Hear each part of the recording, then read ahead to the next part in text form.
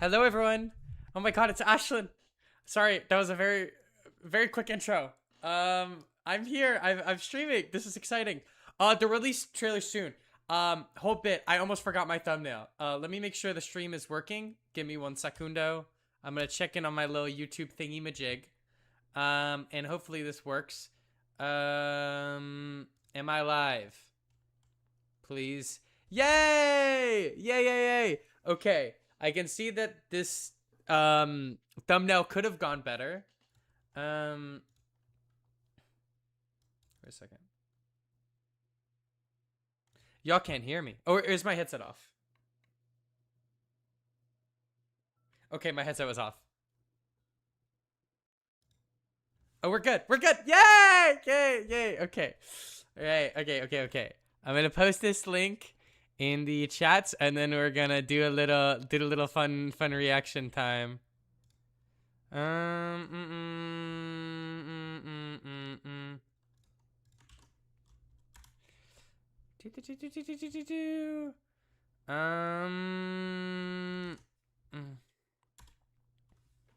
Okay. Time to lock in, gamers. I'm here. We're gonna be do a VOD review of my draft. This is gonna be so exciting. I don't know how this is gonna unfold. Sorry, I'm looking at my second monitor because I really got nothing to look at. I can see the chat in here.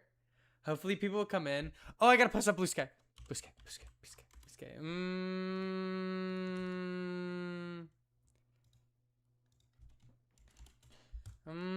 We're live. Please join. I love you. Triple hearts. Heart emoji. 1, a 2, a 3. Okay. We love posting on social media. Got it. This is a scuffed thumbnail. I forgot that I had to do a thumbnail until it was very late. Okay, this should work. And now we're in YouTube? Okay. If my thing would work. Is it trolling me?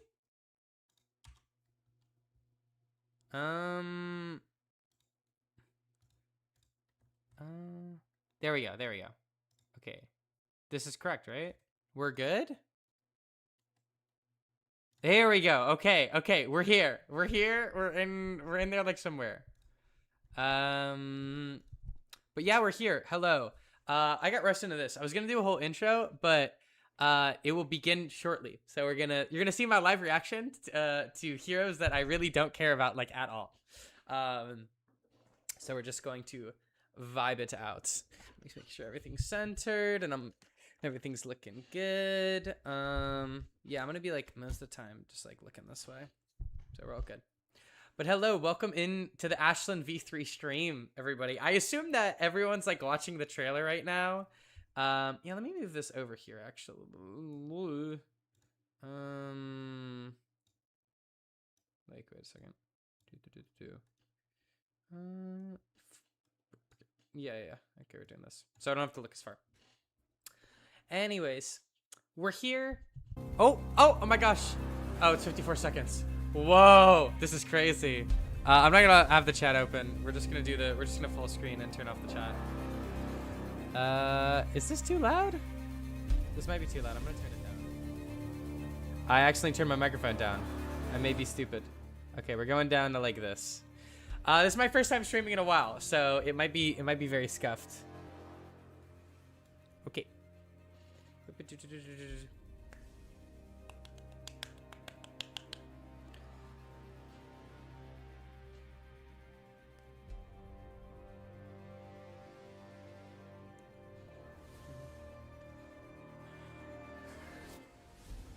Ten, 9, 8. Okay, I'm really bad at doing reaction content. I don't know what I'm doing. I'm just gonna like go like and like farm for thumbnails. Okay, let's see. We cannot lose this war. United, we stand.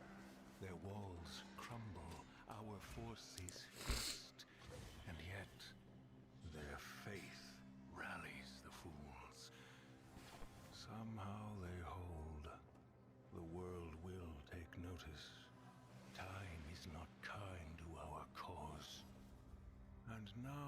Omens of the Third Age. Of the beyond Oh, are hey, welcome back to Monastery. to the dreamer's wake. If the veil is as thin as these omens Oh, suggest maybe now, if this is Chain, I'm gonna fucking explode. we snuff the light out at its source. Do not.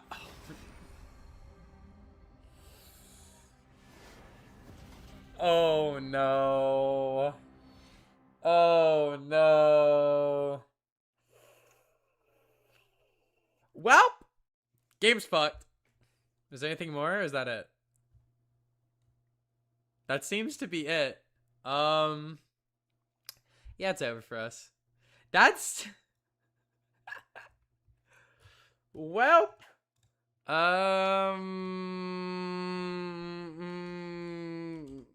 Yeah. I guess that means Shane's back. Let me look. I want to look at the live chat if they have it. Which they don't, because it's over. Well, that was fun. Yes. I'm here. I put out a post. I'm hoping people join. I mean, everyone was watching the virtual chat, so I get it. But newest Nationals. Oh my god. Oh my gosh. Oh my gosh, guys. I'm drafting. Blah blah blah blah blah blah blah blah. I don't think I have anything notified in terms of subscribers. I will see chat, and that is about it. But that should get us through. Should be able to do stuff. Okay.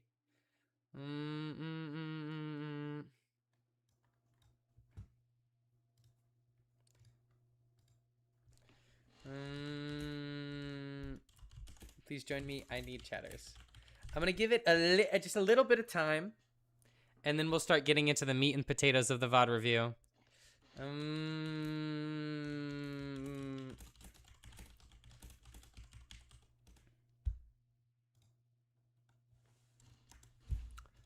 Okay.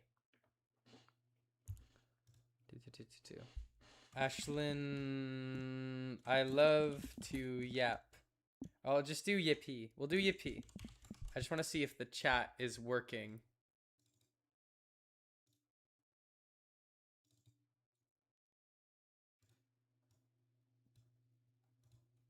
Oh, what is that chat link to?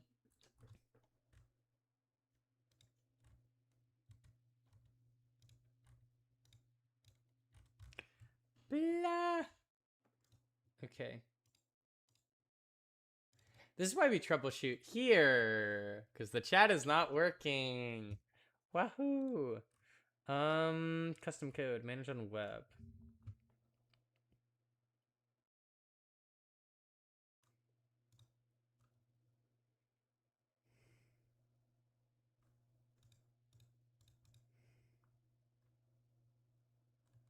That's why we troubleshoot.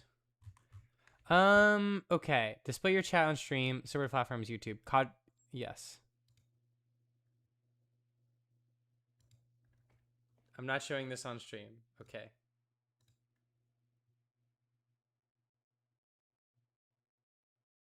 Okay. All right. Hopefully I didn't flash that on stream, and we should be good. Browser settings. So I'm gonna remake the chat. Add widget.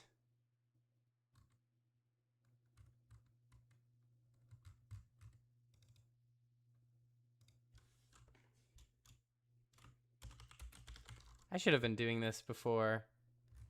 I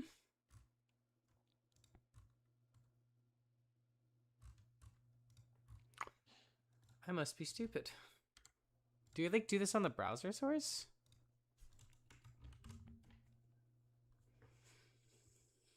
I'm just gonna give it a little bit while I wait for people to filter in.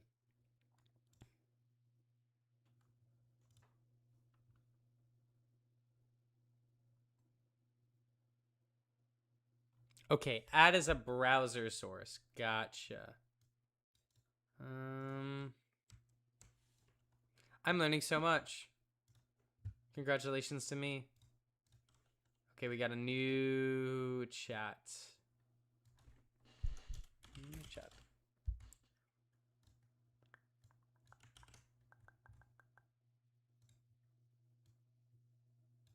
So hopefully this will work.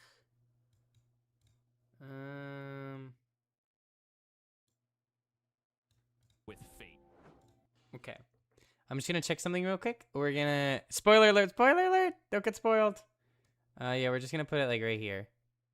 In front of all the turn timers and stuff. Yeah, let me try typing one more time.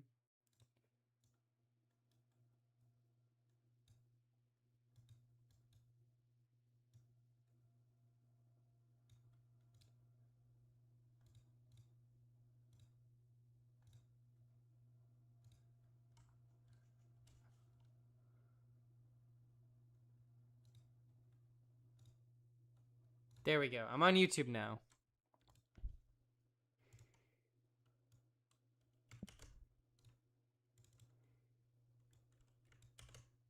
Okay. Boop. Boop. I'll say yellow this time. See if that pops up. Oh, it did! But it's just very, very small. Um...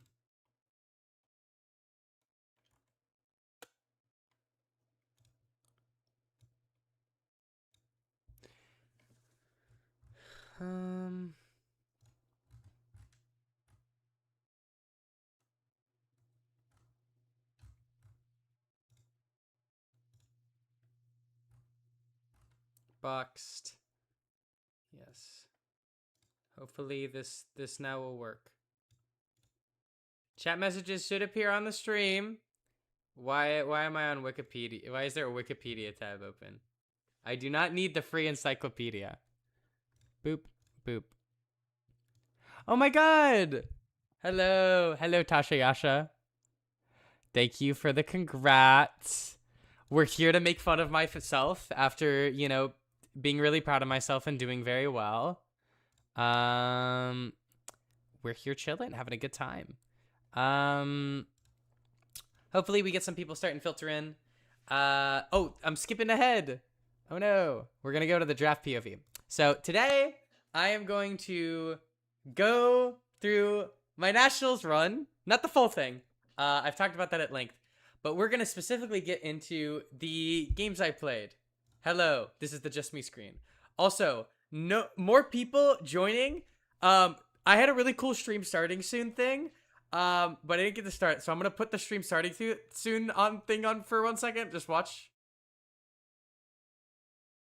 It was pretty elaborate, but I forgot that you need thumbnails on YouTube, so I had to like make one in the time that I was gonna turn the camera on and let people filter in.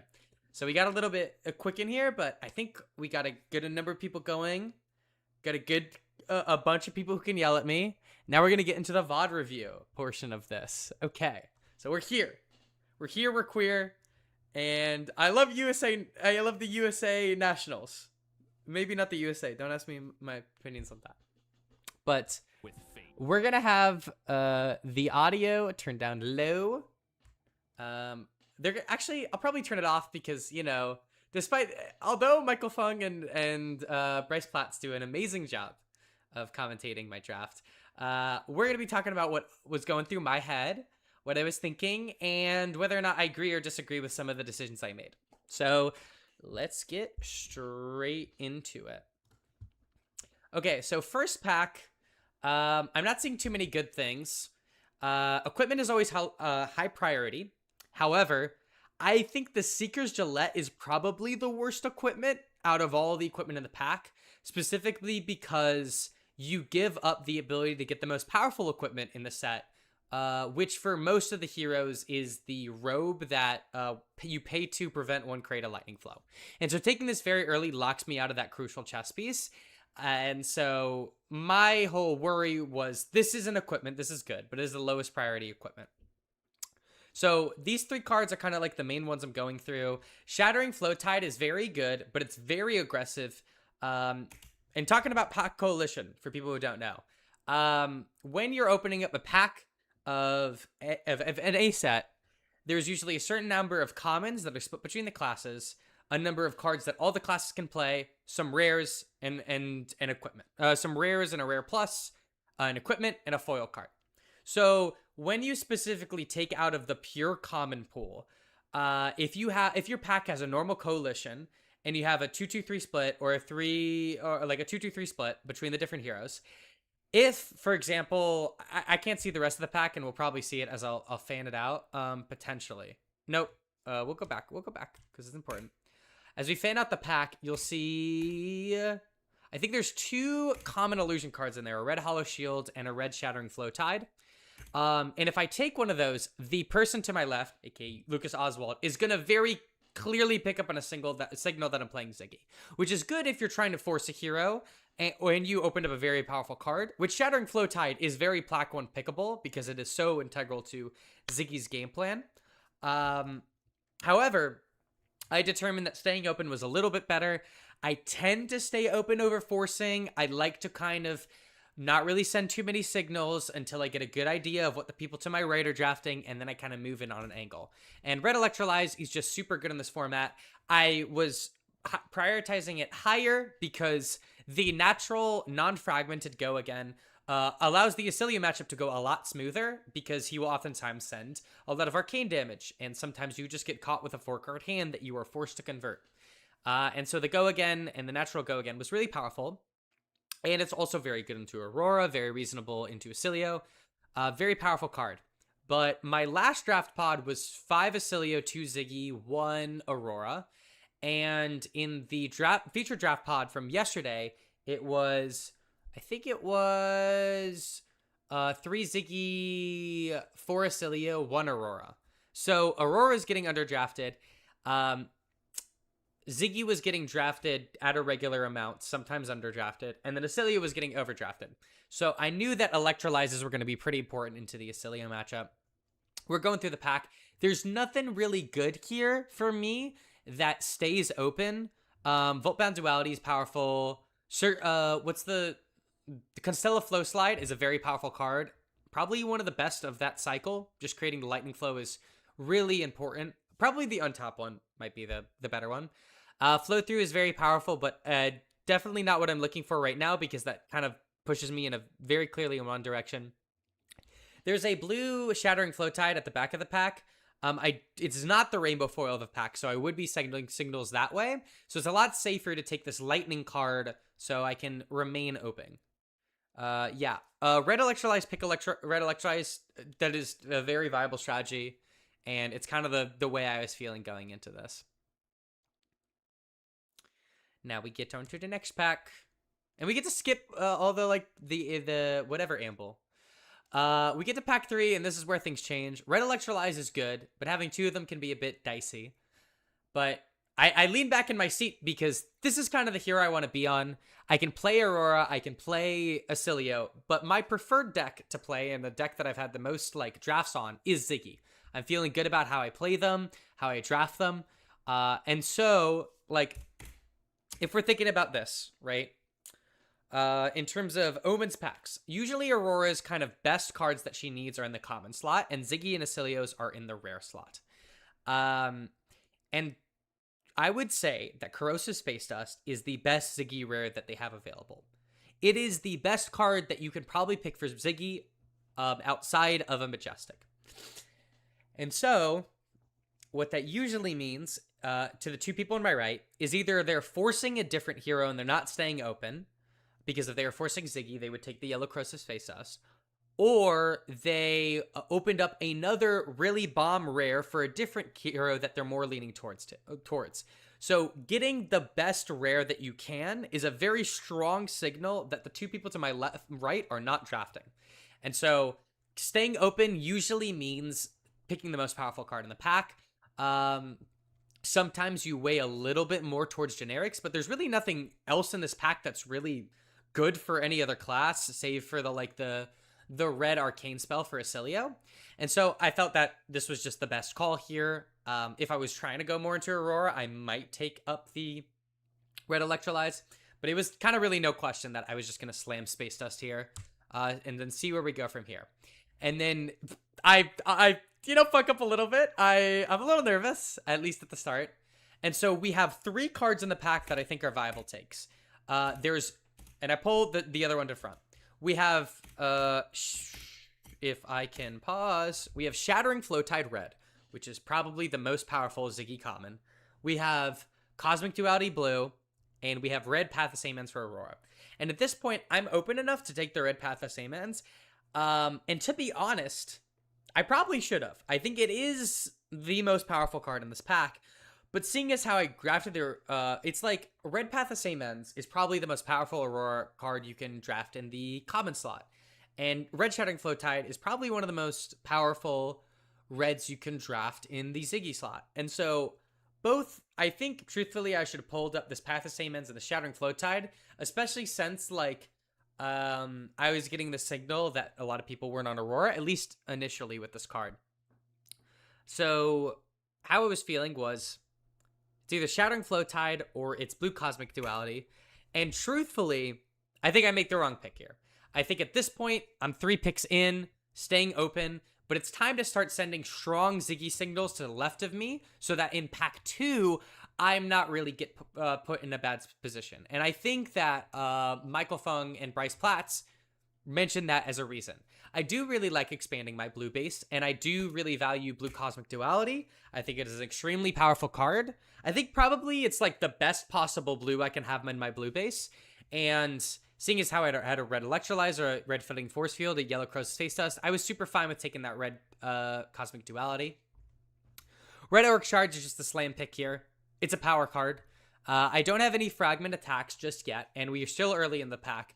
But I did feel that as long as I can round out with a reasonable number of fragment cards, and especially since this is the 5th pick, and I know obviously Red Auric Shards has gone down in priority for some players, but it is still an extremely powerful card in any Ziggy list, and picking it up early is not a bad idea. So I was just getting the feeling that not a lot of people were drafting Ziggy, and if there is, like, the 4 or 5 people to my right, there are only 2 of them on Ziggy. Let me expand this. Maybe this is like, this has got a lot of opacity. How much of draft do you do before deciding which hero to play? In terms of picks, the asterisk is, it depends, entirely on a bunch of random factors. I don't know how to, like, do this draft. You know what? Let me crop it. Let me crop this draft. Give me 1 second, and I'll answer your question. Crop pad from the top. Let's get, like, 200 off the top. Maybe, like, 300. So I can see, like, the last 4 chat messages pretty reasonably. And I'll just, like, put them up here for now. But yes. I would say, generally speaking, there is not a exact correct way to do it. I think some people wait for 5th pick, some people wait for whatever pick. The idea is, for me, is that I try to stay relatively open in the first 5 picks. I take the best card from every pack. I usually try to avoid sending signals to not screw over the people to my left. And I focus on just getting a good starting pool and then reading the signals from there. It usually takes till about pick 5 or 6 for you to have, like, a good idea of what the next, like, 4 people to your right are drafting, or not drafting. Are they staying open? Are class cards being picked, etc.? But I would say, as a general rule of thumb, staying open until, like, pick 5 is generally good. But I think under this circumstance, when I saw the best Ziggy rare in the set, it made it very clear that there was an advantage to abandoning staying open and further committing myself and entrenching myself in the illusionist seat that I was in. So that's kind of, I guess that I hopefully that somewhat answers your question. But yeah. Yeah, no, it sometimes by seat 7, it can get, like, really rough. And then I think what can really happen in these Omens drafts, by the way, it's like Snap Pick Shattering Flow Tide. There's, like, no other option here. Because Epileptical Conflicts is good, but I already have 2 auras, and I need to fill up my fragments. And Shattering Flow Tide's the best fragment. And especially getting this, like, pick 6 is so premium. It really means that, like, Ziggy's very open at this current moment in terms of, like, good cards coming around. But yeah, no, I think the one thing I was worried about coming in was I really did want to draft open. But there's an issue with drafting open where if everyone else is staying relatively open, you can, and you see, okay, I feel like Aurora is underdrafted in this pod. Let me move in on that. If 2 or 3 people are staying open and they committed around the same time, and especially if they're not like right next to each other, you can swap from like a one, like someone, there's only one person in your pod, like really trying to commit to Aurora, and then there's 4 people. And so generally I've found that waiting too long to commit can sometimes cause you to get really bitten in the butt, especially in this set, because there's a lot of benefit to staying open. I just think there are a lot of bomb rare cards for 2 of the classes, and so you're kind of more incentivized to force sometimes, but truthfully, I think we're chilling. Between these 2, Blue Heaven's Claw is a blue block 3. At a minimum, it's like a 3 out of 5 card. At a minimum, it's like a reasonable card. I only have 1 blue currently, but I also understand that filling out my wards early is reasonable, and the Nebula cycle is not amazing.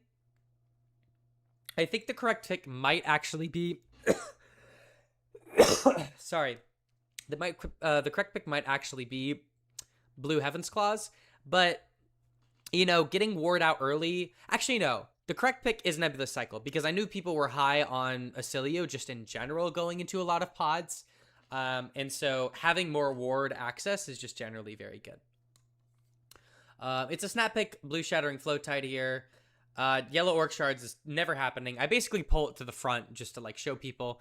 Destructive Fleetfoot getting in here this late it's a potent card. It's not one of the best Aurora red attacks, but it's definitely not something that you would see this late if there was a lot of Auroras on the pod, or at least even 2 or 3 Auroras. We get to this pack. I think this is a controversial pick. I think I picked incorrectly here. I'm pretty yellow adverse in this set generally. I don't like playing the generic yellows. I like playing like the yellow cycle cards, like the Nebula Cycle and Circular Flow Tide, that are just printed in yellow automatically. However, I picked Floating Force Field here because I just need more blues. I would prefer a shitty blue than a good yellow, usually, especially with how Ziggy tends to curve. Having 2 blues is very good. Having a blue and a yellow is not good. Your research, I don't know. I think there's an argument for yellow Fluttering Spike, and it might have been better, but I just highly value my blues, and especially getting a blue Fluttering Spike this late is super strong. Fluttering Spike is probably like the best common in the set. Oh, a Snap Pick is essentially a card. Like essentially you pick up a pack, and there's pretty much a card that is by and away the correct pick. So for example, if you have like 4 cards left in your pack, and you only have 1 card that's like playable in your class, that's kind of good, you're snap picking it. There's no other way you're picking something else. Snap picks can also happen early when there is like a card that is so supremely more powerful than the others in a pack that there is really no other debate besides just picking that card. I do get a card for my class in this yellow Ebbing Arcstride. I don't really like Ebbing Arcstride as much as some of my other people do. But yeah, no. It's okay. It's all right. I have playable cards here. There's an argument for yellow Hollow Shield because of Acilios, especially since like if we see this end of the pack, is that why so many people? Yes. I think the thing with Acilio is there's just a lot of cards that really... Oh, I look really derpy in this face. A lot of cards that really indicate to you that, oh, I should just play Acilio. A lot of powerful reds, a lot of powerful commons. But people going into drafts just found Acilio to be very potent, especially into Aurora. And I think that was why people were down on Aurora, because Aurora didn't have warding capability like Ziggy. So you could really just die from like 5 life on Aurora because you tax your lightning flows so hard when you use your hero ability. But it's there's a lot of factors going into the weekend. You can like look at streams from pro players leading up to the event. But me personally, I noticed a trend. I don't know whether I agreed with it or not, but I thought it was good. I ended up taking the Erode Authority here just because I really don't like Hollow Shield, even in the yellow. I just don't think it's that reasonable. Blue Destructive Fleetfoot. Yellow Electron Jolt Step being late and the last like 2 or 3 cards pretty much being Rune Blade indicates very heavily that Aurora is the underdrafted class in here. There's maybe an argument that I could have pivoted, but realistically, I saw the red path of same ends, and that was kind of it for the next 2 picks in terms of powerful Aurora cards. So even if I took that red path of same ends, I think I would have gone back and continued to go with Ziggy based on the cards in the deck that I have. So let's continue it on. I think Michael Fun gives me like a B-, which is very reasonable. I just don't think I saw too many bombs in my early packs. They were all just kind of like mech cards, which contribute to a draft being a little harder. Also, shout outs to my pop print earrings. They're really cute. Yeah, no, I'm super glad people got to watch. I was like so fine with both realities, because one reality is you get to see the most like lobotomized on-stream draft imaginable, which is like so funny in of itself. Or I do pretty well, and then I end up like, you know, impressing, you know, some of the casters and, you know, feeling good. So I realized that in my first draft, I don't draft equipment. I didn't draft equipment. I saw one equipment, and the rest were class-specific equipment. I think it was 2 snap fingers, maybe 1 snap fingers. I'm not picking that up. It's between these 3 cards. Red Flittering Force Field. Is it Flittering Force Field? Flittering Strike, I think. Watching a live draft feels like what not knowing Fab is, I assume. Mirto, pack 1, pick 1 in chest. Oh, yeah. Okay, I've gone over that. There is merit to this. Oh, you're John Super Slam. Let's go. What up, John Super Slam? But there is a merit to picking the pack 1, pick 1 chest. Yeah, pack 1, pick 1 chest. Because you need equipment. However, I think Seeker's Gillet chest is the worst equipment in the limited set. I value the Robes of Sanctuary more because that's a free value without letting me pay for it. And also, the opportunity cost is the most powerful chess piece in the set, which is the Robe of Stardust Fall, I think. It's the one that you prevent one and you create a Lightning Flow, which Lightning Flow is just such a premium in the set. And so I felt that, you know, the equipment was good, but I don't like giving up the opportunity cost of the best chess piece. And I should be able to see more equipment down the line, which ended up not happening. But truthfully, I think there was an argument to still take the equipment, but ultimately I think Red Electrolyze is such a powerful card that I'm willing to give up the guaranteed equipment, picking up the worst equipment in the set. I think, truthfully, in the pack 1, pick 1 spot, Red Electrolyze is, yeah. Double drafting is really bad. And you'll essentially see that there was a lot of really fucked draft pods at Nats where there was like 4 of a class. There wasn't a lot of 3-2-2 splits at the top tables. And so double drafting can sometimes lead you to put baubles in your list. So, and that's why I make some decisions around figures of fragmentation later. Yes. Yes, Noel. No, you're good. This is why we have the stream. You know, people who are good at draft can make fun of me, and people who are, you know, newer to draft or want to learn how to draft can learn a thing or two. Yeah, it's Robe of Astral Sanctuary. Ebbing Archstride Red is a very powerful card, and I would also like to say it is a very powerful card with Auric Shards, because a lot of the time, if you play this card and you have like 3 or 4 cards like in your hand, your opponent is very much so incentivized. Oh my gosh.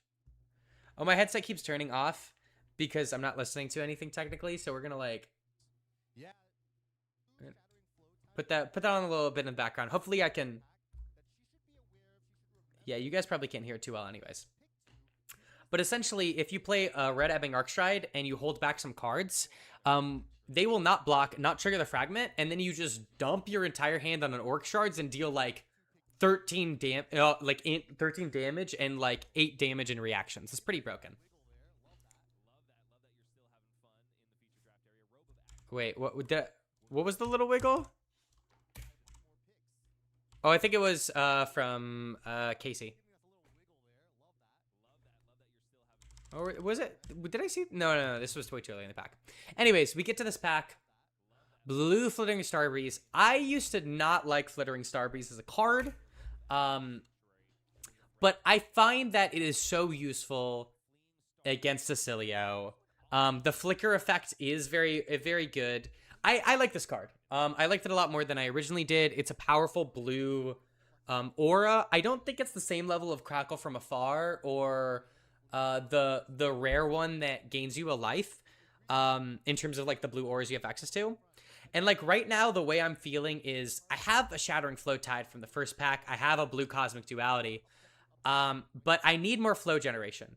And oftentimes it is never like, especially in this limited set, it is never a bad idea to have a lot of flows, because you can almost always get value out of them. You can prevent Aurora random pings with her on damage effects. You can prevent a big Acilio Arcane spell and keep your life threshold high, which comes into clutch in my Lucas Oswald game later. And so I'm willing to pick things that Lightning Flow max, and yeah, blue Cosmic Duality is exactly what I want to see here. It's very powerful. Robe of Astral Sanctuary may be good into Mario. By the way, Ashlyn, what do you think about that? / teasing. I mean, that shit is good into Mario. You could literally play Robe of Astral Sanctuary and is probably better than Flame Scale if you keep your equipment all around it. I know you're like half joking, but like, even Robe of Astral Sanctuary is powerful, even without the utility of like Boots of Ominous Ward into other matchups.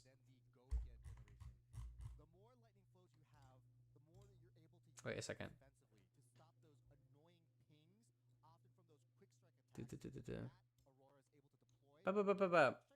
Lightning Flow Max. Yeah, that's when Sam O'Byrne came up to me. I was like, "Hey, buddy, like, what is your plan?" And I'm like, "Oh, I'm trying to Lightning Flow Max." That's right for Blazing. Oh yeah, no, I understand, Noel. It's like I got into testing Ominous, and I was like, "There's no way this shit is good, right?" And I tested, and it was really good. Yeah, getting a Scattering Conflux is so powerful here. I like right now my draft is okay. I have a deck of cards that functions as a Ziggy deck, which as long as I have that, I'm feeling comfortable. I can 1-2-2-1. Also in draft general, what makes a card better than it would be in CC? It just depends on the context of the draft format. Like in context with the rest of the set, a mid card in CC might be a great card in draft, just relative to the power level. It's a lower power level overall. But specifically, for example, I joke around with the Election Jolt step. But essentially, to answer that question, the macro also plays a certain part. You can more easily cash on lightning flows. So cards like, I mean, Cosmic Duality is good in CC, but even like the other cards that make lightning flow, it just depends on the context of, like, CC's higher power than draft, and thus naturally, a lot of cards will be better in this format than they'll be in CC. Yeah. Yeah, I flashed the red Electron Jolt step because I'm like, okay, there's a 1 of Aurora in this pod. This is so fucking funny.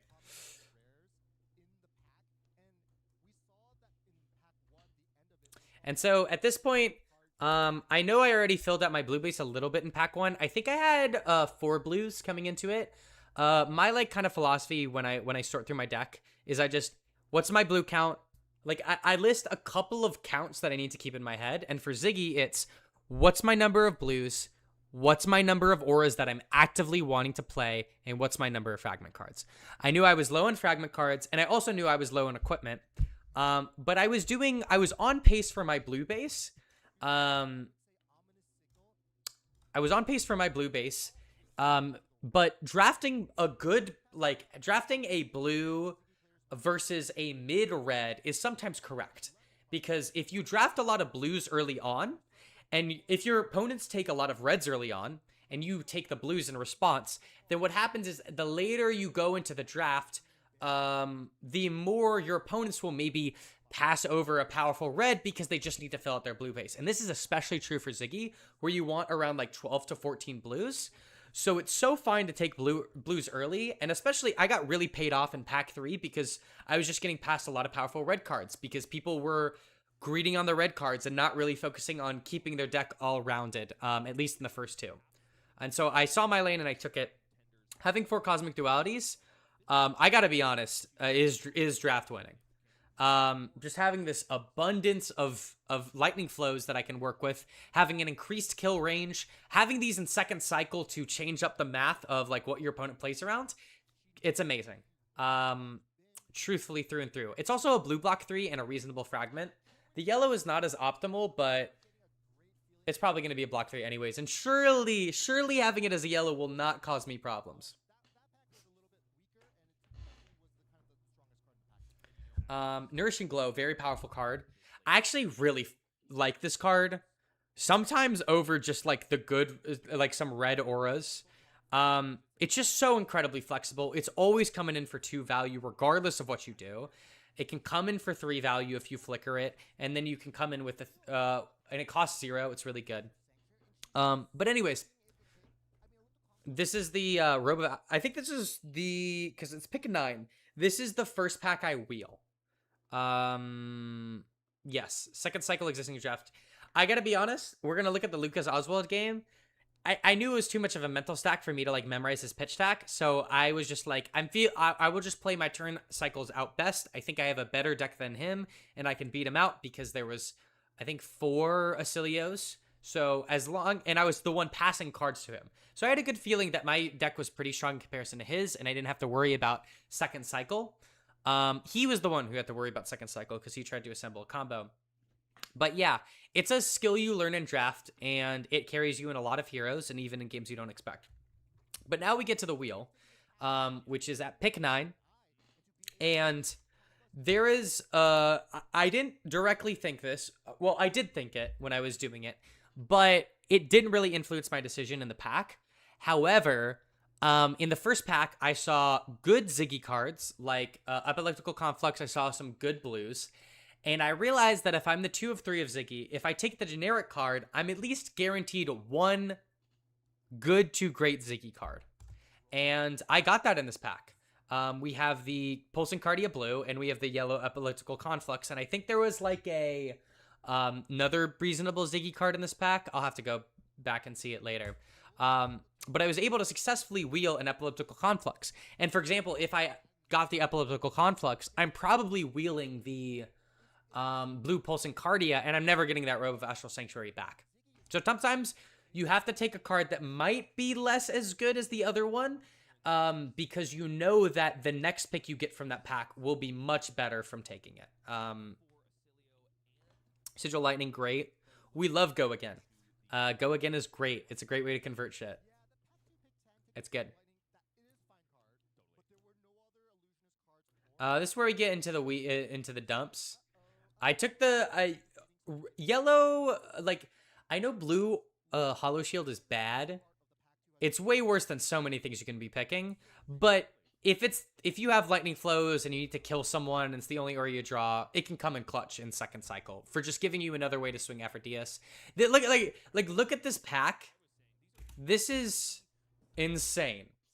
Quick Succession is red at this late is pretty great. God save blue / Rev. And I have to take the Chromatic Refinement. I do not want to play this card. And like, this will set up into a decision I make later down in the draft, where even though I got some playable cards in my pool, I don't want to play that Chromatic Refinement. It's literally a cracked bauble that's blue, a titanium bauble that can't block, and playing those cards do lose you a lot of draft games. And so I was really incentivized to take more cards rather than take equipment, because I don't want to have to run this, what's it called? I don't want to run this Chromatic Refinement. I don't want to have to run this Flittering Force Field. I don't want to run this yellow Erode Authority. If I can manage, I don't want to run this yellow Ebbing Arcstride. So keep that in mind as I decide to pass the packs. Overall, I'm feeling pretty good about my draft. I understand that I overdrafted blues, which means that my Ziggy opponents have underdrafted blues. And now, hopefully, in pack 3, I can find a couple good fragment cards to round out my draft.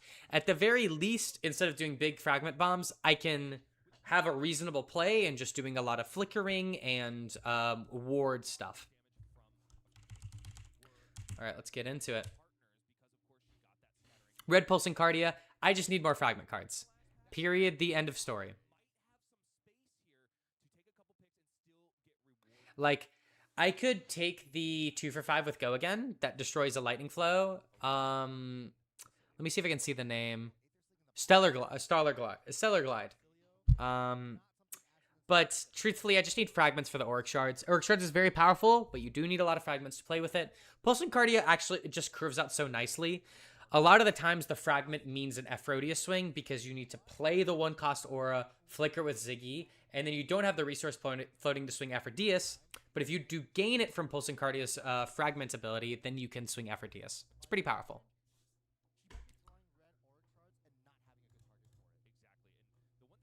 Oh my god, 11 viewers. Okay. I was like, as long as I get like 5 people showing up and like saying hi, that's all that matters. So 11 is making me very happy right now. Thank you all for coming out and watching me do the thing.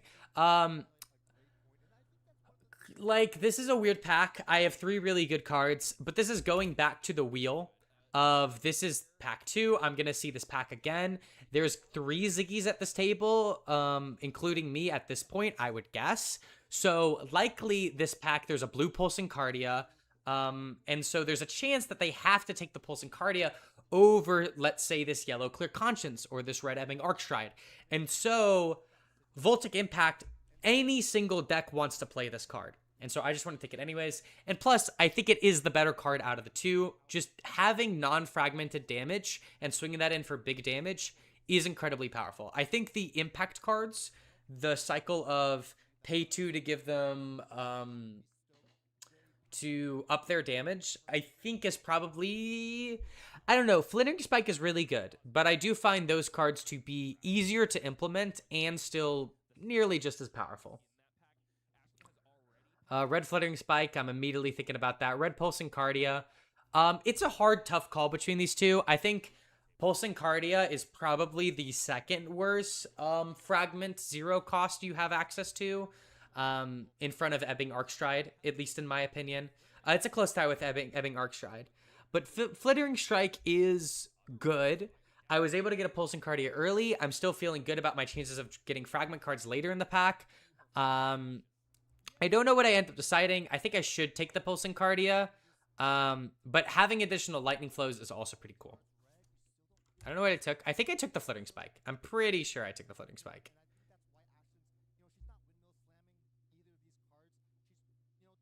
Yeah. Usurp the Shadow Throne. Yeah, no, I saw the trailer. It's over. They're reprinting Chain. I should play Riftbound. At least that's what Taylor Crawford's trying to get me to do.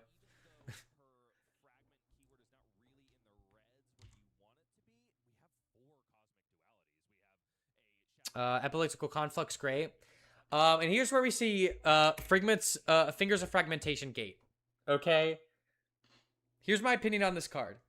Fingers of Fragmentation is very powerful in most Ziggy decks, but not the one that I'm in. I have an Epileptical Conflux, the 2 for 7. I have the ward that gives me Go Again. I have access to the red Electrolyze. It's his Fruity Brother Gain. Maybe it's okay. Maybe it's okay to reprint like the most toxic hero in the game if they do make him queer. I think that should be Alice's policy going in the future. Is they're like, yeah, I know we're bringing back like Necropotence into the game, but he's gay now. He likes men. Or no, his brother's gay, and so we're gonna highlight his brother.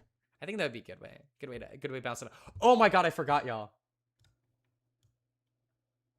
I forgot I was supposed to play this during the stream. This will be going on this GIF will be playing during my my games. But for now, I mean, it's probably a little annoying, so y'all don't want to see it as much. But we do like to hop on draft. But this is one of the harder decisions. Figures of Fragmentation's good, even in my deck currently, but I really value the Shattering Flow Tide here. It's the best class common. It generates a lightning flow. I need more targets for Orc Shards. And if I could just get this Shattering Flow Tide, I feel so good, even if I get kind of screwed over in my next couple picks. Because I know I've got good lightning flow generation. I know I have Pulsing Cardia. I just feel like I'm in a good spot if I can take the Shattering Flow Tide. And thus, I pass up the Fingers of Fragmentation. There is chance for me to see this pack again, so there is potential for the other Ziggies to have already drafted Fingers of Fragmentation. I have not seen it up until this point. Okay, and then this is exactly what I'm talking about.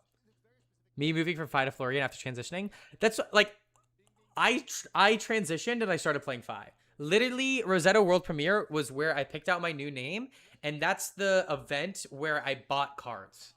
Where I started buying cards for Fi. Fi. Some would even say playing Fi has saved my life, but that might be an understatement. Anyways, shouts to being transgender. Getting this is crazy. Um, Even though this is the worst of the Ziggy rares, this is still a very powerful Ziggy rare, and exactly what I need. And I kind of had a feeling it would end up like this, where I'd get a bunch of like 5 or 6 powerful red cards in my third pack based on how I drafted initially and getting a lot of solid blues. And then this was the more suspect. My deck is pretty rounded out. I'm feeling confident about my draft. I do have a reasonable amount of auras in my deck, but not too much. But I'm worried about baubles. And it might be more powerful to have the Circular Flow Tide, which is the strongest of the one cost yellow aura cycles, and replace something like a yellow Road Authority that even have the Figures of Fragmentation. Especially like if I didn't pick up Scattering Conflux and it was something like let's say a MTF sends mail to Fi. Yes. If it was something like the Fraying Life Force or whatever, I probably would have picked the Figures of Fragmentation. But because I have so much embodiment of Lightning Generation, I don't feel that I necessarily need to use Figures of Fragmentation to win my games. So we'll have to see. How do baubles work for draft? So you have a number of legal cards that you draft.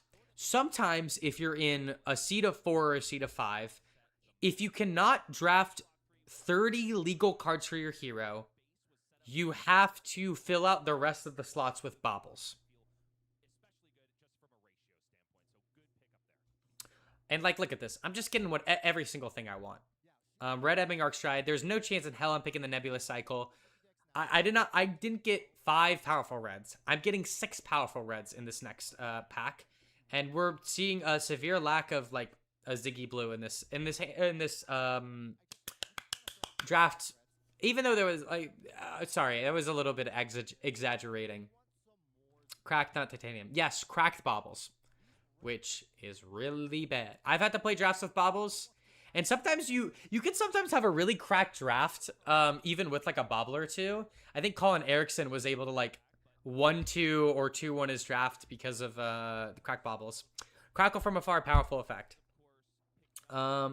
Translates to 2 value at its base, sometimes 3 value if you're able to flicker it, and then actually it's like it just depends on the circumstance. But yeah, I did not get any truly really powerful cards. I didn't get a red Corrosive Space Dust. I didn't get a red Flaying Life Force or red Polaris Pulse Ray. But I got just a bunch of like cards right below that range, which I think I prefer more than a couple bombs. Is just a solid deck. We're filling out the last little bit of my blue base. Initially, when I was drafting Ziggy, oh, what was it? When I was originally drafting for Ziggy, I was like very solid on like 12 blues. But the more I played and the more I like prioritized drafting these 2-cost fragment attacks and drafting these very high cost attacks in general, I found that I kind of really always wanted 2 blues per hand. And so drafting 14 seemed reasonable. Also, if I have a couple blues like Crackle from Afar and the one that gains life, the Aura, then I have a lot of reasons to even like play my blues over something else. I have to take the blue Conveil. I was at the end of this pack not in threat of what's it called? What's the word? I was never really in threat of bobble range. Because I took the Conveil of Vault Haven. Also, immediately after this draft, Lucas Oswald puts his head down and starts, like, cackling. He's just, like, laughing. I assume it's the laughing of, oh shit, I'm cooked. But I wasn't sure. Also, yes, I need Kano to become Gano. Noah, I have to ask, because I didn't hear it from the mouth of the horse. But I feel like this Acilio deck, the Spellcilio deck, seems like a deck you really like playing. It's like definitely a you kind of deck. Okay. Skip on over. Gotta play against Matthew Gump. I'm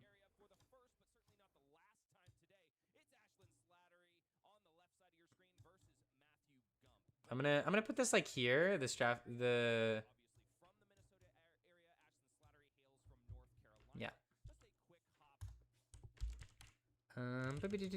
Let's get to the games. Okay.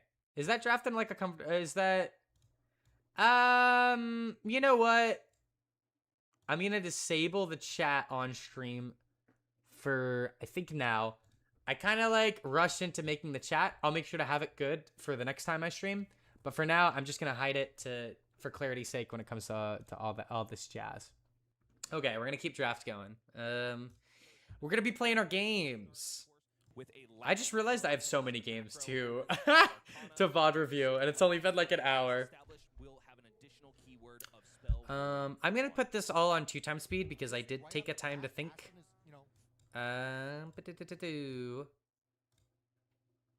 Let's do like a 2x speed here. So with this hand that I have, we go back and we can kind of they saw the hand for a second. It is a red floating force field, yellow nebulous cycle, blue sigil lightning, red shattering flow tide. I was just personally feeling that pretty simple turn cycle. I have two options. I can either play out sigil of lightning, and pitch the what's it called? Pitch the red epic arcstride in order to play the nebulous cycle and then arsenal floating force field. But I kind of want to arsenal attack action cards if I'm going to be using the sigil lightning. And in this matchup, making it really go fast is not super fun. So I am deciding just to play this, keep it very simple. He blocks, I play out the nebulous cycle, and I pass. And if he has something like a vote-bound duality to discard to, I can just pop my Seeker's Legging and be fine. I'm passing priority. He discards the vote-bound duality, which is not ideal, turn 0. And it kind of sucks that I didn't see any of my 4 cosmic dualities or any of my ways to generate additional lightning flow on my turn. I look at the top. I don't know exactly what I saw on top there, but I did bottom it. It was probably like a shitty-ass blue that I didn't want to play. But I think I played this reasonably. Makes sense. He's going to activate Aurora in his turn. Be able to do the vibes. You know. I get the blue floating force fields. I'm trying to remember exactly what this hand is looking like. He thinks a little bit. I'll skip ahead to decision. He's playing the vote-bound duality for 4 go again. And if you're playing against Aurora, you always got to keep in mind the snap fingers as an option. Because that can let them have additional on-hits go through. For example, if I block this for 4 and they snap fingers, then I would have to use something to prevent 1, or else it eats my nebulous cycle.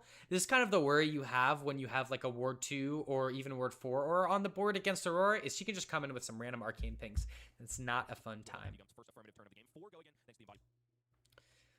And so that's kind of like all I was considering. Eventually I decide on blocking 3 and activating Robe. I don't see myself using Ziggy on my cycle. On the cycle, I just don't have an aura I want to flick. And I don't have an instant to play with the Flittering Spike, so I give it up very early. Quick succession blue into a blue. This is a pretty, like, not great turn for Matthew. He doesn't set up an arsenal. He's only coming in for 3. He's sending 1 arcane at me. The on-hit is very threatening.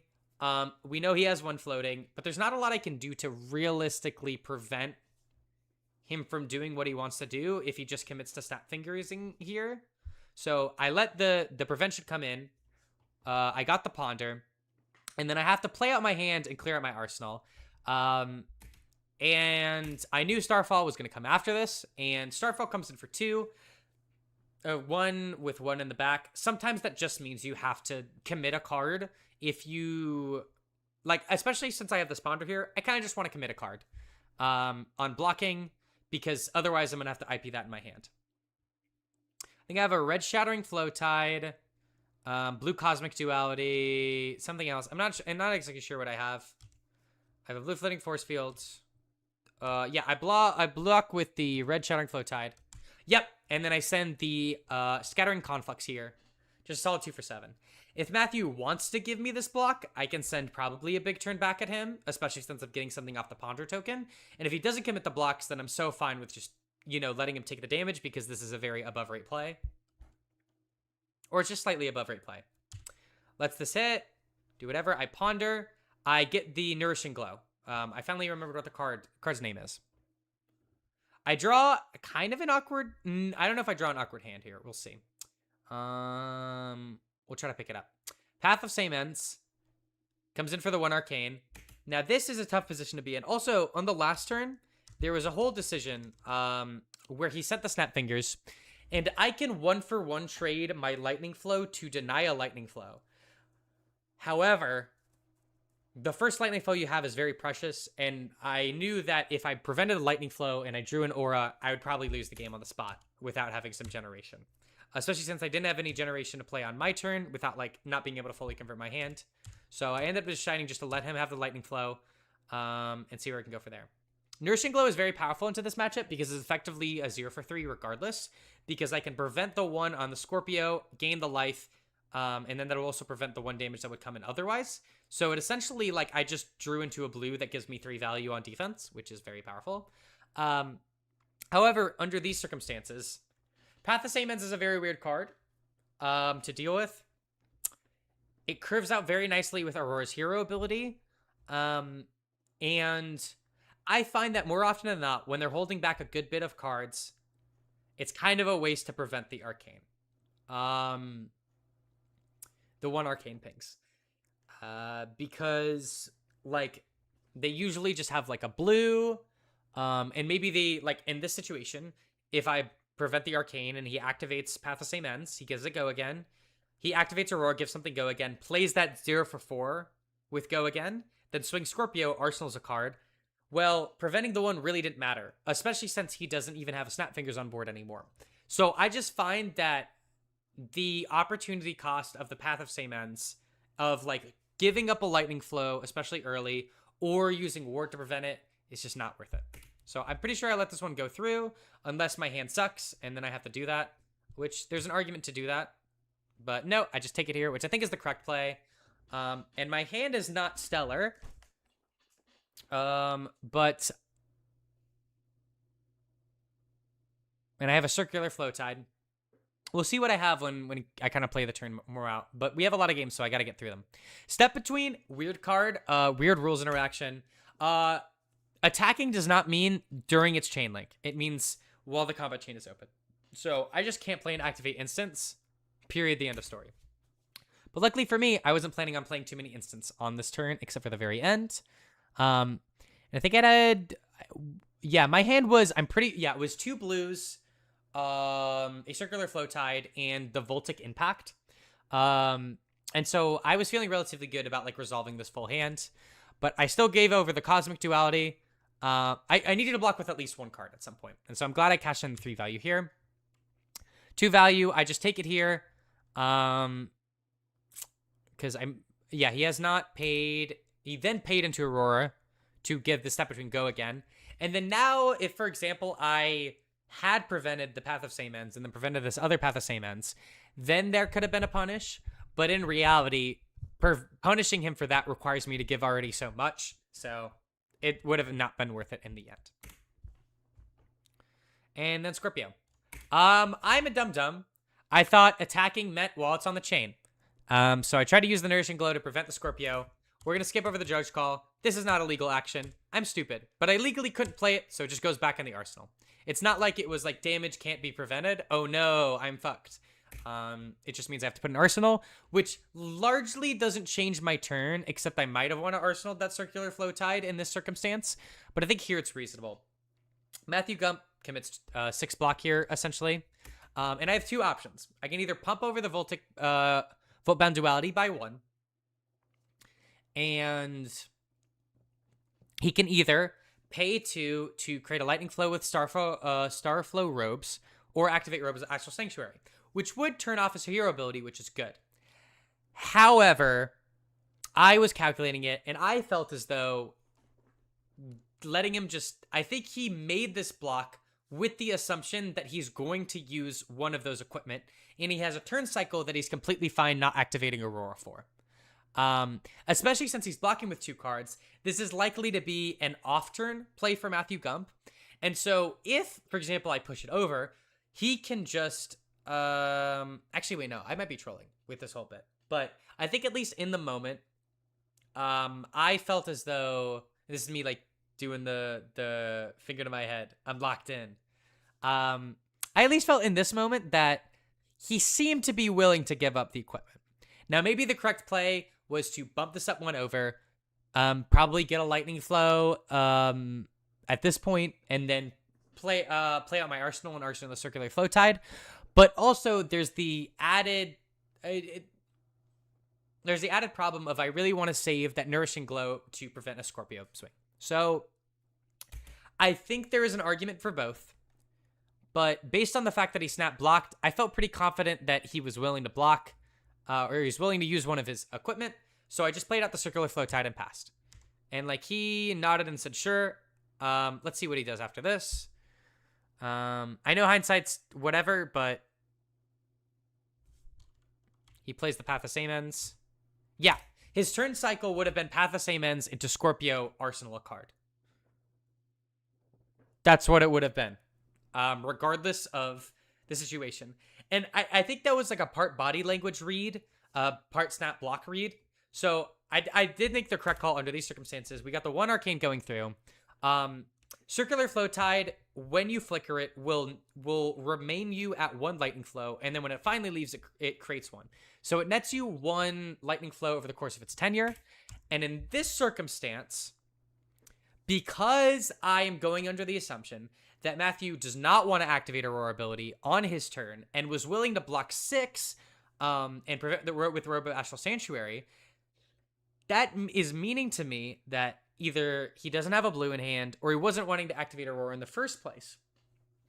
And so if I let this 1 Arcane Ping go through, then like I don't think it's a likely option that if this 1 Arcane Ping goes through or whatever, then they're going to be able to do something. But anyways, I had word on the board regardless of the situation. But I just didn't want to give up my Circular Flow Tide, especially since it words 2. So, to shortcut it, I play this in response, gain the life, prevent the 1. I flicker the Circular Flow Tide so I can net the thing. I don't float 1 resource. Oh, I do float 1 resource because I played the Circular Flow Tide last turn, which is the benefit of playing the 1-cost Aura last turn instead of having it in my arsenal here. Swing the Scorpio. I have a bunch of cards that I can't really do too much with. I have an Elliptical Conflux and 2 blues, I think. So I just decide to block for the 3 here, swing Aphroditeus. He prevents the 1. We call it a day. I come at him for 3. These blue fragment cards are great. They either give 3 value or they get 3 value for a blue, which is quite powerful. And if he decided to block this and give me a card, if Sam wasn't so great, I can just play the Elliptical Conflux out with the one resource. Unfortunately for me, I draw a pretty bad hand next turn. Yeah, what's up, Matthew Gump? What's up? Yeah, no, this game was fun. I don't know how it got close. I think a part of it was the fact that you went second and you had to play a quick succession into the 1-cost blue whatever. One cost blue stringing flow tide or whatever. But here I'm like, I don't want to give up my lightning flow. And I have 2 auras in hand. I didn't really draw like a blue to effectively flicker it. So I just decided to block, play Elliptical Conflux, get rid of the other one, forgo the value. And then I think this is one of the key decisions that I might have gotten wrong. Pulsing Cardia is a red. And I know I have the Embodiment of Lightning because I'm preventing it. There is a reality where I should block with the blue here and then not commit another block on this next chain link, and then I come in for 5 into 5. I think, truthfully, under the context I was in, I think it's the correct play. I think here it makes a lot of sense to do this. I kind of gotta make my opponent have it. I think I have a lightning flow to spare here, especially since I'm saving this lightning flow for a truly powerful effect. and there's a chance I blow you out here. I don't know. I think the correct play probably was to let the one arcane go through, and then I get punished by you having the arsenal. But this is also a thing that just asks you, hey, please have a blue here, sir. And you ended up not having a blue. And so you got punished for that. And it got +1, which I thought was really cool from the quick succession. Yeah, I had the blue cosmic duality. I should have blocked with the blue cosmic duality, seen more of what your turn was, and then I think if I did it in the other order, I probably would have kept the card. I would have been down 3 more life effectively here, and then this would have been 7 to 9, 5 into 5, which I think, or not, it would be 5 into 9 with 5 into 5, which demands at least 1 card from you and then puts you in a very weird range. But also, I haven't seen my Auric Shards this game, and I know I need a buffer to buffer my life total because I do need to keep every single card to play that card. So you end up taking 1, and then I draw the Nuts Hand. Is it the Nuts Hand, or am I trolling? And then I'm like laughing, it's Path of... Or I don't laugh yet, but this is Path of Same Ends, jump scare number, like, whatever. We prevent the 1. And this was just an off turn from you, which I was so happy you did, because if you didn't do it, and you just swung at face, I wouldn't be able to actually have a chance in this game. And blocking 1 is smart, to insulate yourself from dying. Like, because you know you have the game locked up as long as you don't die here. So, and look, yellow cosmic duality. If I had the 2 arcane coming through and this was a blue, then this game would be a big, a different story. Because I think Matthew ends up going down to 3 here. While burning equipment, while low on cards from hand. And I would have dealt you 2 damage down to 2. When activating Aurora, Caress of the Reaper. And I don't have the ability to flicker here. But it puts me in a spot where you're at low enough life to where I can park something in my arsenal and maybe do something. It's weird. I didn't need the embodiment of lightning. And at this point, I'm trying to play the game out, but my fate is pretty much sealed. I draw my Electrolyze and my yellow Cosmic Space Dust. If I had Cosmic Space Dust, there is an avenue to victory if I had another Lightning Flow. But I think I burned my lightning flows at correct times. And the one time I incorrectly burned it, it ended up being in my favor because Matthew had to pitch the red Electron Jolt step, which would have surely killed me on the next turn. And then 4 comes in here, Cosmic Duality, or Football Duality. Not a lot I can do there. I played the game good despite playing into the one of Aurora, I think first round. I think I made a couple of mistakes that I don't know they would have impacted the game. But there's not a lot you can do when I'm playing around the idea that Matthew will eventually brick and his deck just doesn't, which is the nature of draft. Sometimes that just happens. But I still felt pretty good coming out of this round. Having the game be that close spelled good things for the rest of my draft. So now we can get into the Ziggy draft. And Matthew was so good at the game and had so much aura that they're like, we know he's gonna win anyways, so we might as well go over to the loser's corner and watch the 2 future drafters face off. And I got to kind of, prove that I knew my stuff here. So playing into Lucas, turn 0 is important, obviously. He has some instants. There's a lot of different options I can do. We'll see the rest of my hand here. And he overblocks and I do nothing. Yeah. I'm pretty sure I have an Epiliptical Conflux. I have a Crackle from Afar. I have a blue Conveil Volthaven, and I have a Voltic Impact. And I think there was like kind of 2 realities here. Game 2 should have definitely not. I even had a chance to watch the game. Oh, hey, Colin Erickson. What's up, man? How's it going? Oh my God. The people that I played are coming in here and watching me make fun of myself. I think it was 7 paths. Matthew, was it 7 paths and 6 quick successions? I'm pretty sure that's what the number was, which is pretty crazy. But yeah, anyways, going into this turn 0, I don't know exactly what I was thinking. I think it was there was a reality where I just send the. There was two realities, I think. One where I play the go again aura that creates a what's it called, a embodiment of lightning. I could play that turn 0 and arsenal the Voltic Impact, so I can set it for like a really powerful 5-card hand. But that comes at a problem and an opportunity cost with the fact that I do allow Lucas to deal, maybe leak some damage on me on turn 0. He can sometimes snipe the ward, and I don't really establish anything on turn 0. And so, is it an epileptical conflicts? Yeah. This playline allows me to establish epileptical and get the embodiment lightning anyways at the cost of arsenaling my Vote-bound duality, and also prevents him from trying to leak damage. Hey, Colin. I think I drafted 11 paths to Inquisition on the weekend. Yeah, and they were like funneled into your later stuff, which was so funny. Oh, by the way, Colin, I just want to say congrats. I had to unfortunately boogie. I just want to say congrats on winning the event. Super cool stuff. Also, this reminds me.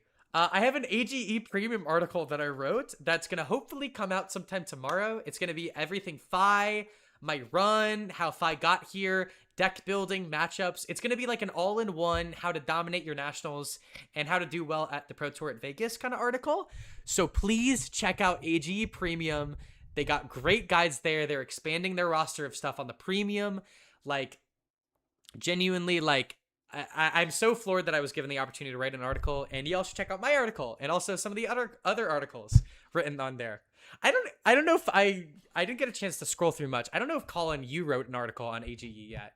But I've been like looking through a little bit of them and been trying to read more articles, and it's been some very interesting stuff. But anyways, I have ADHD, so I can lock back into the game really easily. Yeah, this is just the correct turn 0. Lucas is really sad because he had 2 Nebula dualities. And would have got a bunch of lightning flows, but I didn't let that happen. He unfortunately draws a pretty non-stellar hand. Just 5 damage into playing a Starlight Road, creating another lightning flow.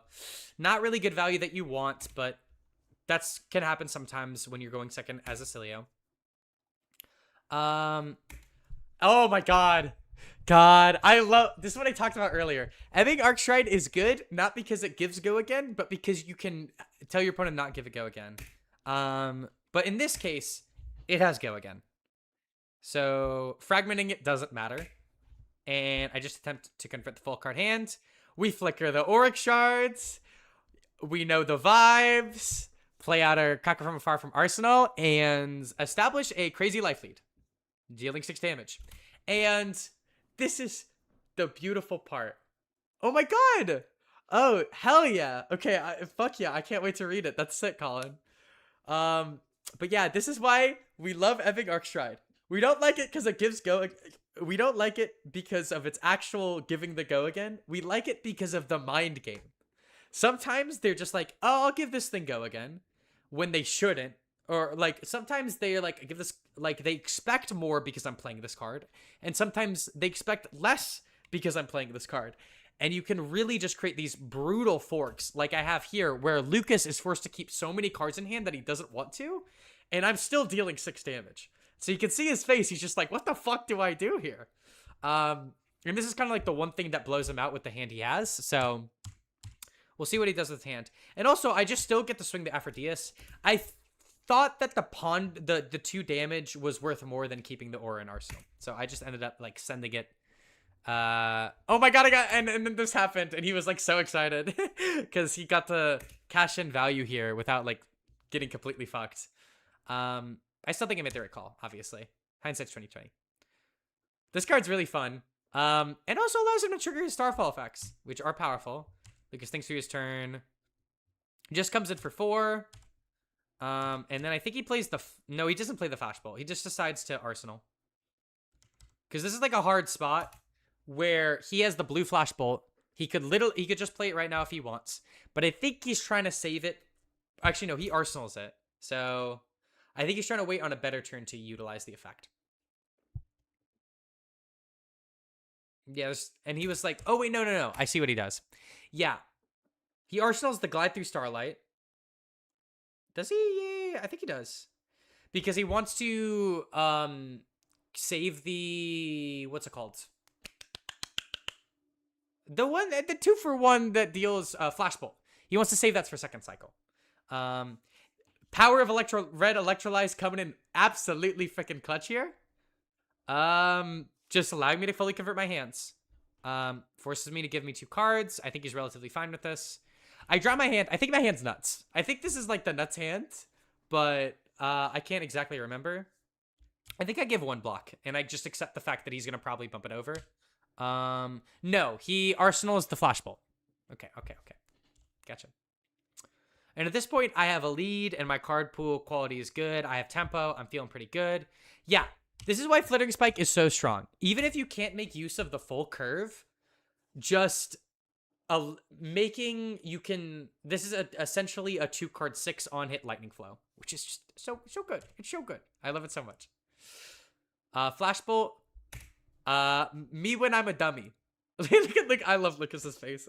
He's just like this is the reality I live in. But he plays Flashbolt, and I get pretty fucking jebaited here, and I get player gapped because I try to do the Seekers in response, and oh wait, no, he just cheated. Sorry guys, he just cheated on accident. I don't think he did this intentionally. I think he was thinking of maybe something else. Luckily, nothing bad happens of it because, yeah, there is no instant put in the graveyard. He should not be able to activate Volzar Meteor Rod here. So, luckily, it doesn't end up actually mattering in the game state because he just commits to dealing 2 Arcane with the Cosmic Suture, or dealing the 1 Arcane to the Cosmic Suture to the Seeker's Leggings. So I still get the ward prevention from the Seeker's Leggings. He prevents 4, doesn't let me get the light. Actually, does he let me get the Lightning Flow? Yeah, because he only prevents 4 here. So he lets me get the Lightning Flow. He sets up the Circular Flow Tides for second cycle, which will come in later, if I remember the cards. But he ends up pitching to activate Seeker's Hood because he's setting up an Aether Sling combo in his second cycle, which I should have paid attention to. But you know, as a Draconic Ninja player, pitch stacking has never really been my thing. So I'm just like, I think I'm outvaluing him. I think I'm in a good position. If I just keep wailing at him, I'm eventually going to fatigue him, and my life lead will be too much. Which up here? Scattering Conflux. He commits the 2. This is like one of the tangible, not great parts about Scattering Conflux, is that if you double Fragment, it doesn't give you an extra effect. And then I also have the Epileptical Conflux here. And I end up over-pitching because even though Shattering Flow Tide's good, I don't really want it in this circumstance. I'm sorry, I'm skipping through a couple of my decisions. Let's go back here and kind of like analyze this one and slow this down because this is the one that I can't like immediately have something to say on why I did it.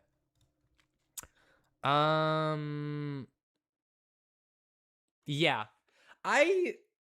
Tracking stacks is tough, and it's a skill I want to learn more, very much so worth the reward, but I am loosely familiar with it because I've been playing a lot of Max lately, and in some matchups you need to like pitch stack a hit the gas combo, which is really fun to do, and so I've gotten a little better at it, but when I'm on the broadcast of the US National Championships, I don't have the mental load to be able to like successfully perform memorizing a pitch stack. We have this here. Oh, it's a yellow here. Oh, yeah. Yep. Yeah, I had a yellow, so I didn't even have 1 floating. So this was just the right play, regardless of the situation. Subtitle CC. Otherwise, I would probably have IP'd that Shattering Flow Tide, if given the choice. Where is this? Playback speed 2 times. Oh my god, the premium got 3 times? That's crazy. I think I'm gonna have 3 Lightning Flow. It's gonna be Lightning Flow Exodia. He has 3 coming at me. I do let him get another Lightning Flow here, but I think my win con is physical damage currently to fatigue him, so I'm not really worried about having extra Lightning Flows, especially since I had a Embodiment of Lightning to be able to do more stuff on my turn. And I think I do something gross here. I think it's another Epileptical Conflux. I had one in my arsenal. Did I, or am I trolling?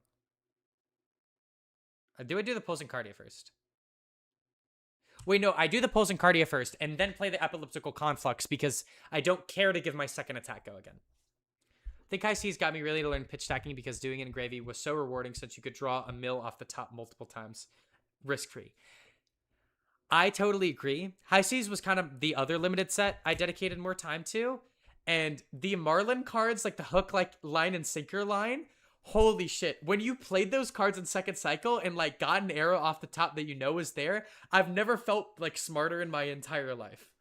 I think it was specifically the most rewarding in gravy because you had a lot more blind flips. But it was like definitely like a big part of that set was knowing your pitch stack and getting like tangible benefits from it, which I think is like why a lot of people really gravitated towards it. Also, Scurv is awesome. They need to print CC Scurv. That's my Silver Age deck that I love playing. And it is so fun to create like a Swiftwater Swell, cracking a bunch of gold Scurv stack or a Scurv pitch stack. God, it's great. Yes, you get it. But yeah, this is like really brutal punish. I just like I'm just fully converting every hand, dealing 1 billion damage to Lucas. It's tough out here for one of the best players in the game, just because my hands are lining up very well. Give the blocks here. A yellow one comes in. I don't know if I can convert the hands. I think in this spot, I've been sitting on this Corrosive Space Dust. And even though arcane damage is not my win con, lowering the lightning flow does allow me to play on an instant speed access later. And theoretically, if he chooses to use all his lightning flows, he can effectively prevent all the arcane damage I can make when I play the, what's the card? Corrosive Space Dust. I was making so many jokes over the weekend about like huffing on like space dust, but I should, oh my gosh. It's Galaxy Gas, but you rename it Corrosive Space Dust. Anyways, there was too many bits. But I'm dealing 4 arcane. He has 4 lightning flows. Even if he gives me all 4 lightning flows, he's at 5 health with not a lot left, and most of his lightning flow generation got pitched at the bottom of his deck. So Corrosive Space Dust gives me a unique opportunity to actually win through arcane damage. And so I decide this is a very curved out place. I don't think he really can play an instant here to do much. So I just decide to cash it in on the full value. He prevents the 2. He takes the 2 from the Euphrodeus. And we keep playing ball. And I have an Embodiment of Lightning going into my next turn. I set up. But like, playing all that out. Yeah, because I flicker this. And then I pay 2 to swing the Euphrodeus. Which I think is more valuable than, you know, playing the Sigil Lightning. I just had a very weird hand. And then so I'm like, we'll just 1 for 1 for a card, Lucas. We'll do that. And then I have such a life lead. Even if he's setting up a pitch stack, it's very hard to kill me. I have 2 lightning flows. I'm gonna get more. This is the turn that Lucas was looking for the entire time to try to win the game. Was a powerful stream of arcane damage, totaling up to I think 6, which is not insane. But it is a hefty amount. And if I don't have a ward options here, then usually that doesn't end up going well. I am a dum-dum. I have red Flittering Force Field in this matchup. That should be yellow Aurora Authority if I'm not stupid. But I'm like, I'll sideboard into every matchup. And like the caster's like, she was sided in red Flittering Force Field. She probably knows Lucas has a bunch of Electrolyzes in his deck based on the way that they drafted. Nope, I'm just a fucking dumbass. There's no other way to say it. I just trolled in selection. Conveil gives me a lightning flow. I'm up to 3 now. Even though he did a lot of damage, it's like I'm not in kill range. He has to just give me 1 for 1 trade a card here. And at this point, I think I'm like an entire hand worth ahead in terms of like fatigue math. I think this is his second to last hand, and he's got like only a little bit left in his deck. So as long as I can survive, I'll be fine. He's trying to find like some kind of way to make this work out. Let's see how it goes. So he blocks, he debates, takes the 1 damage, does 7 damage here. And there's this whole bit. I'm a Ninja player. I have played this limited set a good bit. but there's still some things that I'm missing and gaps in my knowledge. The attack step is weird. I can respond before he cracks the lightning flow. I can respond to after he cracks his lightning flow, but before I pass through defense. And when you're at a big tournament and you're not 1000% sure of something, just ask a judge. I have a judge there. Like, I'm pretty sure I know how the rules work. I took some judge exams. I'm technically a level 1 judge, but always check in with the judge. And so there's a lot of back and forth where I asked him to go back to here because I was very much so considering going for the throat here. I had the Nourishing Glow. I had a blue Cosmic Duality. I had a yellow Cosmic Duality. And my worry here is I wasn't paying attention to the pit stack. An Erode Authority might punish me. A Reaction Speed might punish me. I knew there was Erode Authorities in my packs. I know they're pretty decent in Acilio. He drafted a physical damage heavy Acilio deck. But truthfully, at the end of the day, there's no reason for me to play this much safe here, especially since I know the rest of the cards in his hand. I know I can kill him here. I should know that. But, you know, we didn't memorize the pitch stack. So now I have to do this whole complicated thing of playing like under every single reality. And so I tank a lot and think I swing the Aphroditeus. I essentially force him to give me his last lightning flow. After the attack resolves, I get the Ponder, and then I block for 3 here. And I know that even through an Ominous Aggression, I will not die. So, and especially since I know I have more Cosmic Dualities in my deck that I can play with and do stuff with. And I'm going to be able to Ponder at the end of my turn. And I grab I think it's a blue is it a red Cosmic? Yeah, it's a red Cosmic. And because he's at 1 with no lightning flows, at this point, you should hold. Yeah, I feel like you should just hold the Cosmic Duality, especially since you're getting down to your last pitch stack. There's probably a good chance I draw an aura here that I can flicker anyways. And so this insulates me into drawing the worst. I want a Cosmic Duality effect anyways. And at worst case, even if he can prevent it, I can deal the one arcane, send the one arcane, he prevents it, and then I get another lightning flow to prevent a high damage thing from happening. And so there's no way I lose here because I drew a Sigil Lightning. He does a lot of tanking. He does a lot of what if Ashland completely turbo griefs this, can I win the game? And so I think a lot about it. And if I knew his pitch stack, then I just kill him here. So it's not really an interesting decision. The Cosmic Duality just gets the job done. But I still had a Sigil Lightning to follow to deal an additional 2 arcane damage, so I was feeling pretty good into that game. But that's the draft. Oh my god, we came out 2-1 in the second draft, and that made me feel very good. The first game, you know, there's not a lot I can do with a very powerful deck sitting across the table and some, you know, weird draws at certain points of the game. Matthew did, in fact, you know, brick a couple times with some of the hands that his deck was giving him, which is very surprising with the level of consistency that he drafted. But I'm feeling pretty good about the point that I was in this game.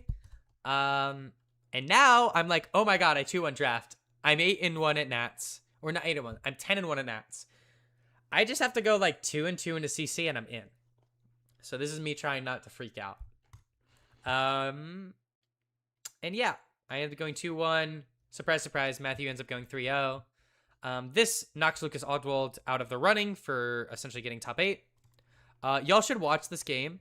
I talk about it in the AGE article. This is so beautiful. It makes me want to cry every time. God, I'm so glad that you completely put on a clinic. So every single time someone's like, how do we beat Syndra? I can just like show them this game.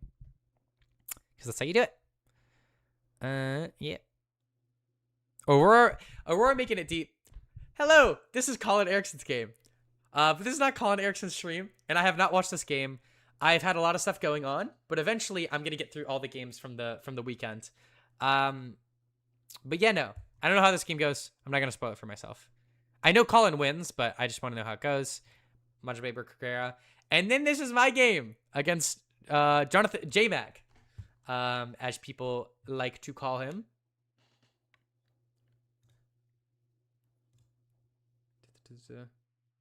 Oh, that's so sick. Sorry, I just got message from Bryce, my banner.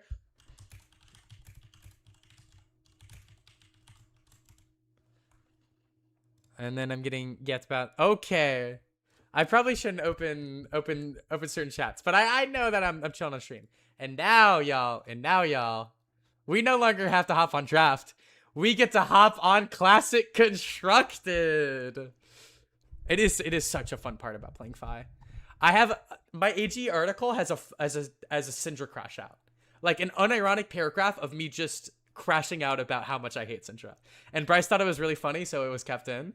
But yeah, I'm facing off against JMag. This is probably the deck I most want to see. Illusionist. This is how Fi feels going into Illusionist. We're feeling very good. We're feeling very, very chipper, very spring about the whole shebang. And so I'm really glad that I got paired into him. I could have very easily lost this game, and we'll go over that. But this is a little bit harder to follow than draft. So I'm just going to put it on one-time speed, and we'll skip through the things that are important. I remember my CC games a lot more than I do my drafts. Okay. You know, I want to have reasonable turns, but there's going to be that one big turn. Also, And you'll, 1 second. The turn where you want to play I'm some gonna type of plug in my attack headset because it's modifier. getting a little Whether low it's in terms of Strength battery. Flame, whether it be the new Art of War Phoenix Flame, whether it be those are the main two. Could be also Rake Over the Cold. Thank you so much, everyone, for the 10 people that are in here watching me yap over my games. Hope you're having a good time. Just like Matthew We love watching Fi gameplay. Oh shoot. Yeah. Okay.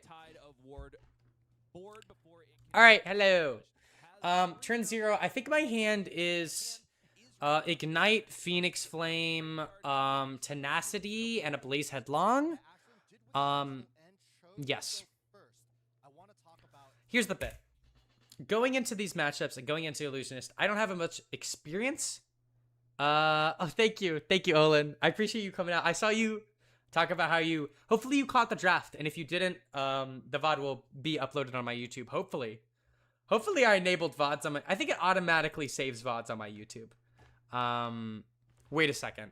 Let me just make sure that's happening before we continue. I don't know if I have to enable it before or after, or what has to happen. My channel. I'm currently live. Yippee! Manage videos.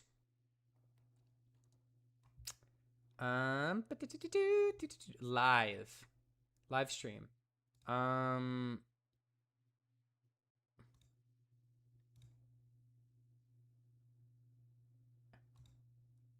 think we're gonna save it.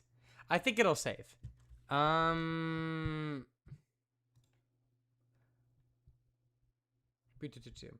don't see an option immediately, and thus we will move on with our lives. But hopefully this does not spell doom for the stream. Yes, going into this matchup, I didn't have a lot of experience into Ziggy, and I assumed that based on the couple of games I played against Ziggy, I was going to basically 15-0 every Ziggy I saw, and it wasn't really going to be a competition. And so I do not have the cleanest gameplay into Ziggy and playing into them, but I think I had a good idea. My whole bit here with turn 0 was I didn't have a stellar hand. I probably should have tried to filter it at least a little bit. But it was good enough to play out a very reasonable turn under the right circumstances.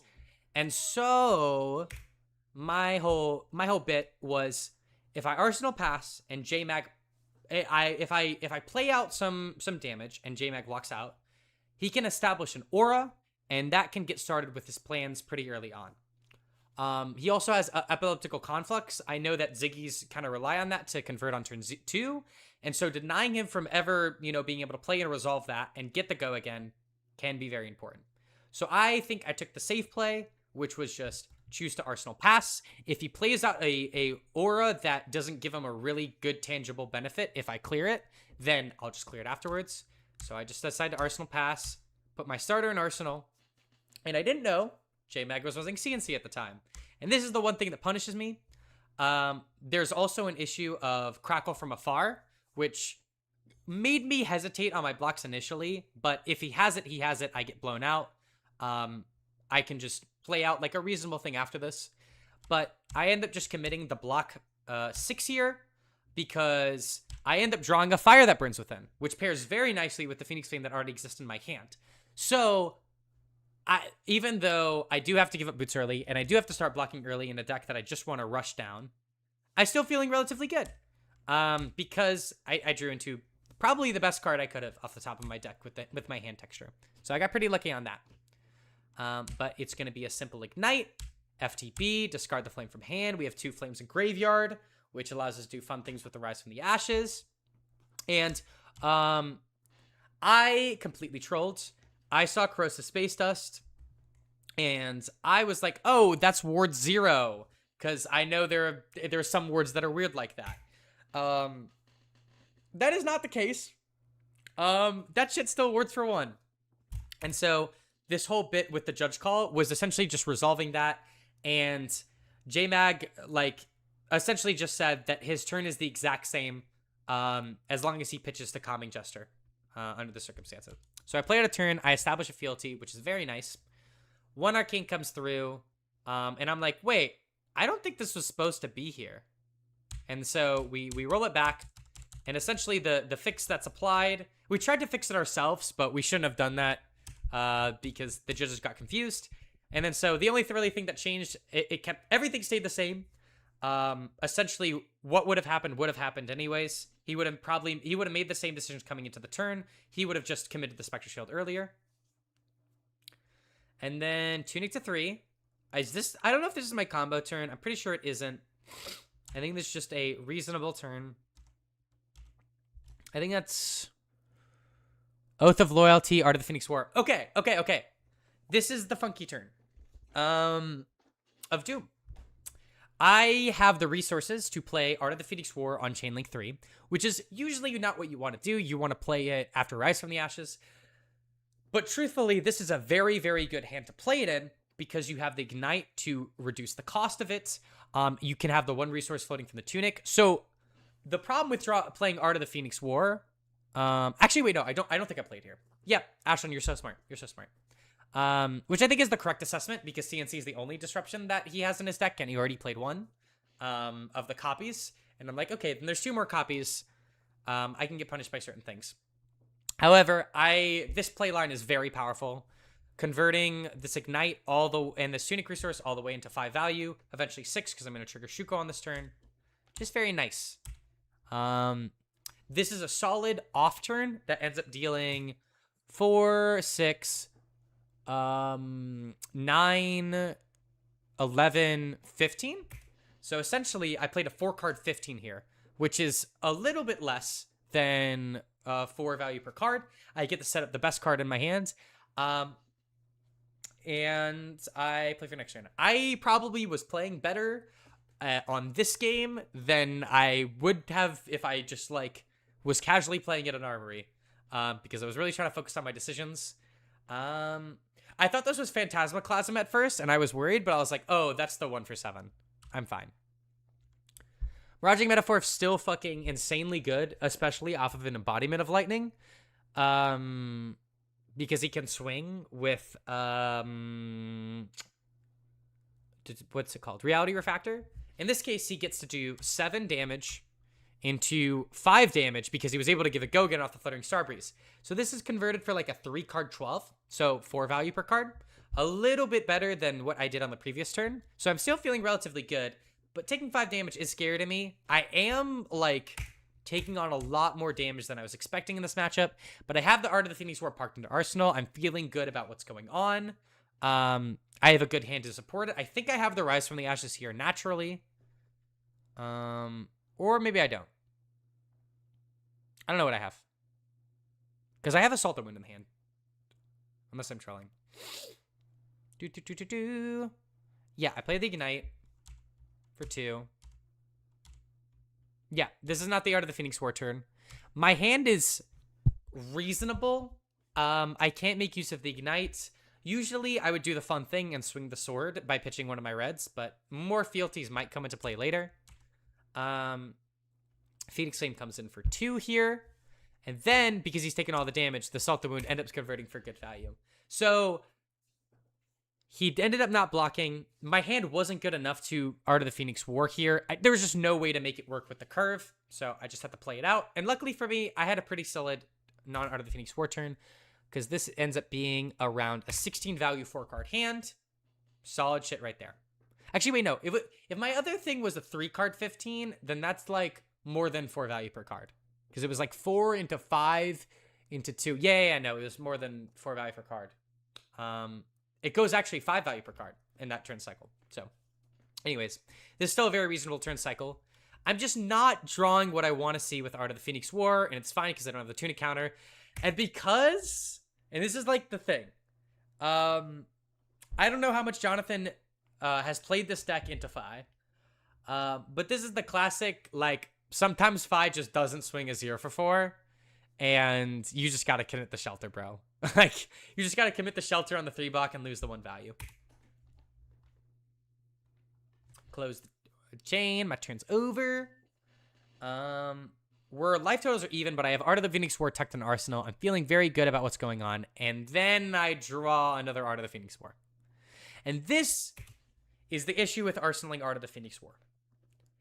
Sometimes you wait long enough for a good turn, and you end up getting a bad turn by drawing into the other one. He ends up just playing a 1-card 5, which is very powerful. 1-card 5, ward 1, in this case. So it is a 1-card 6, which is very, like, obviously it's illusionist. Ninja should be able to kill them before they establish stuff. But when you have a very, like, value-based reality or factor deck like Jonathan, if he plays solid turn cycles and I stumble a little bit, there is definitely the opportunity for me to just straight up lose the game. He sends this in for 5, and at this point, I'm really tanking on what my decision is. I essentially have 2 realities. I can I have a blue in hand. I think I have a blue in hand. Yeah, I have a blue in hand.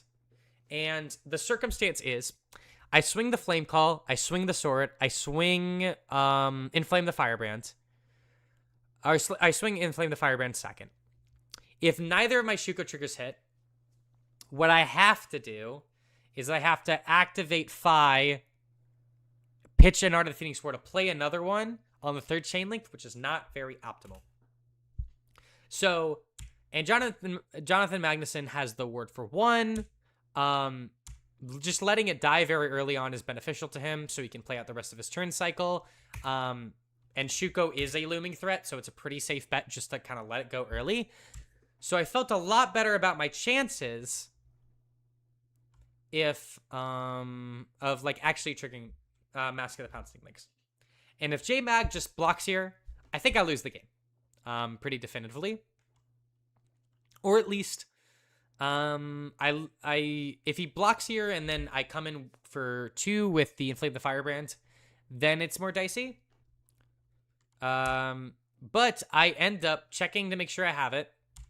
I crack Mask of the Pouncing Lynx, and I tutor for an Inflame! This is my hero. I have the wait. Let me upload it.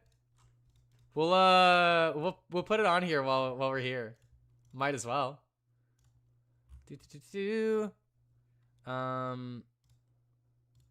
Where is this? Okay. There we go. Here we go, chat room. Inflame apology form. I made this apology form a while back in the year. But it still applies. Inflame solo on me the game here. Yeah, let me just hide this from view real quick. Anyways. But in this circumstance, Inflame allows me to pick up a Phoenix Flame from my graveyard. It allows me to play my Art of the Phoenix War without having to pitch the other one, which enables the capacity, which still lets me have viability available to then play my other what's it called? Whatever it is called. I'm bad with stuff. Anyways, we come in here and I draw a Rise from the Ashes and a Blue Dragon Power, and this is why the fuck we have Blue Dragon Power, and this is why the fuck it doesn't matter because we have Inflame, but this is why we have fucking Display Loyalty. Because we can play the Rising Resentment for 4 go again. If he has a D-React, he can just 1-for-1 block it. If he doesn't, he's going to let it through anyways. And then we can activate Phi in response, play the last Art of the Phoenix War, which is beautiful. It doesn't make sense for him to commit the 4 block on the Fate Foreseen just to prevent the trigger from happening. I activate Phi in response. We love playing Art of the Phoenix War. And I feel very good about this decision on the sequencing. And then I'm able to draw 2 off of that. Draw another Art of the Phoenix War, which is just strange. But there's no way to play the 3rd one out this turn in any reasonable manner. And the blue Rise definitely is not great. Turns out the Rising Resentment trigger didn't matter. I'm still going to banish it because we want to.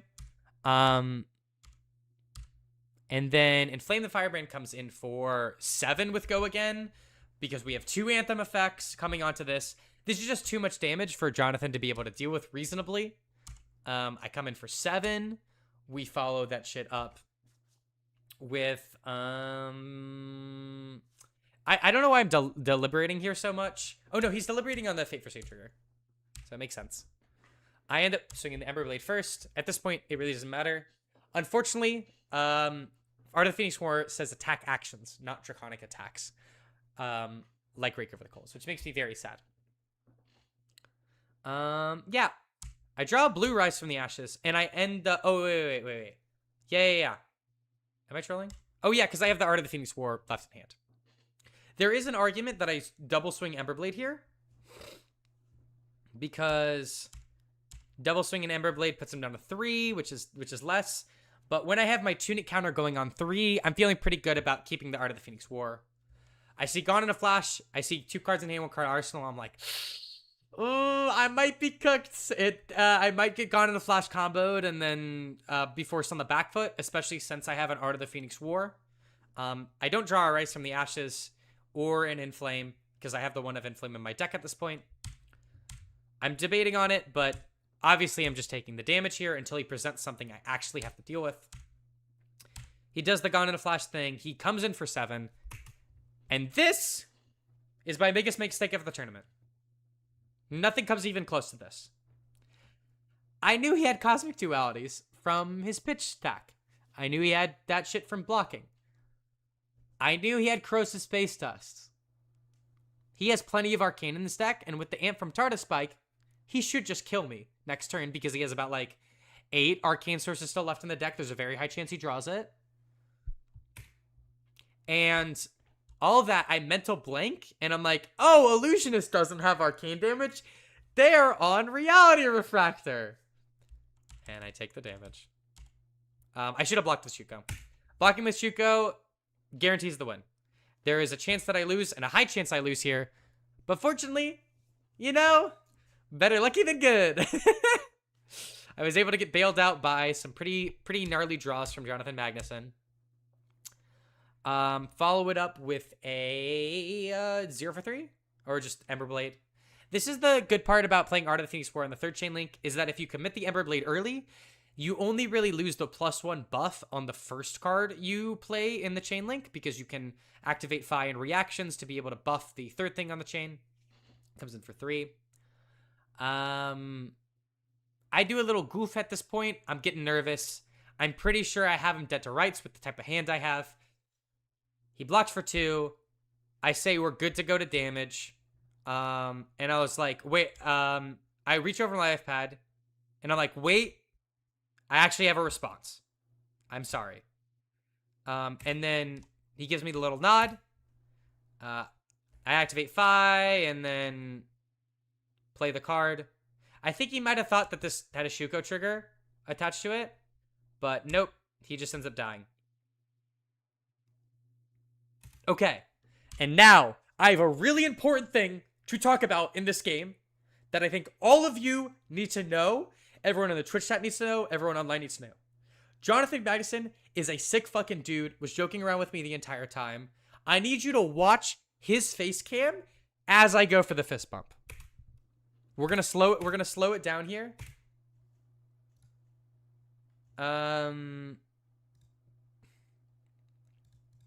We're gonna go all the way down to 0.5 speed. 0.5 speed.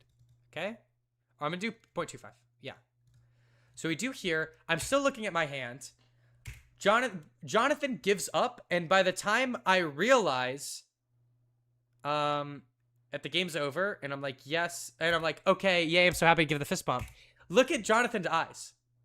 As I'm going for the fist bump, which he does not see, by the way, he is doing the classic thing of like, okay, I didn't draw my out, let me look for it. And so Jonathan has no idea I'm attempting to fist bump him this entire time, which is really funny. And I'm like, oh shit, this is awkward. So I stopped fist bumping. But Jonathan at no point realized I was attempting to fist bump him.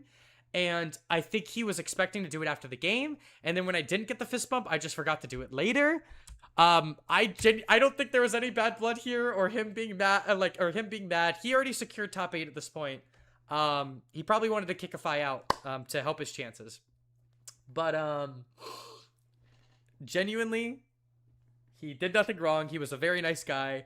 I was very mad watching it back where people were like, no fist bump, this guy's an asshole. I'm like, no, J-Mac's sick. He's a great guy. And that's it for day 2. Holy shit. I made it in top 8.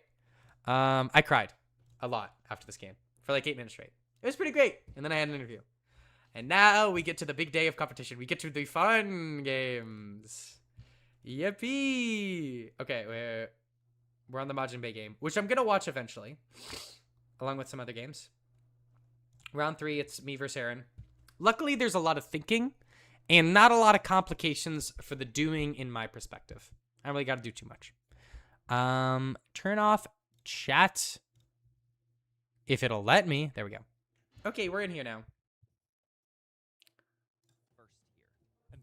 And then it's Pankaj and Sam commented both my matches. So I know I'm going into Aaron the next round. I know that's what's happening.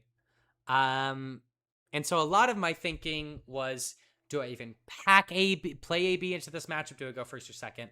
And me, Ray and Rinri, and some help from some others, were able to figure out, okay, here's what he's probably running. Hack the Tide Flippers. Go first.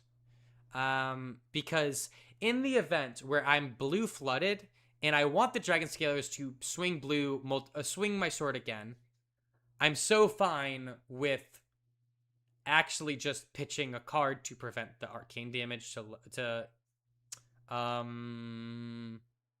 fuck with the threshold to kill me. Shuffle up.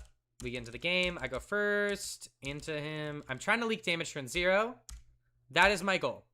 He has a bunch of instants. He does have a Cilio ability, but his deck does not block particularly well, as you can see from the plethora of 2 blocks and instants found within his deck. So that is the goal coming into it. My plan is go first, run Tide Flippers, leak damage. If I draw multiple blues and I can't convert them well, pitch them. We're just going through my really cool, awesome, smart deck. And I got my PCG 9 Emberblade that I forgot to flip over initially.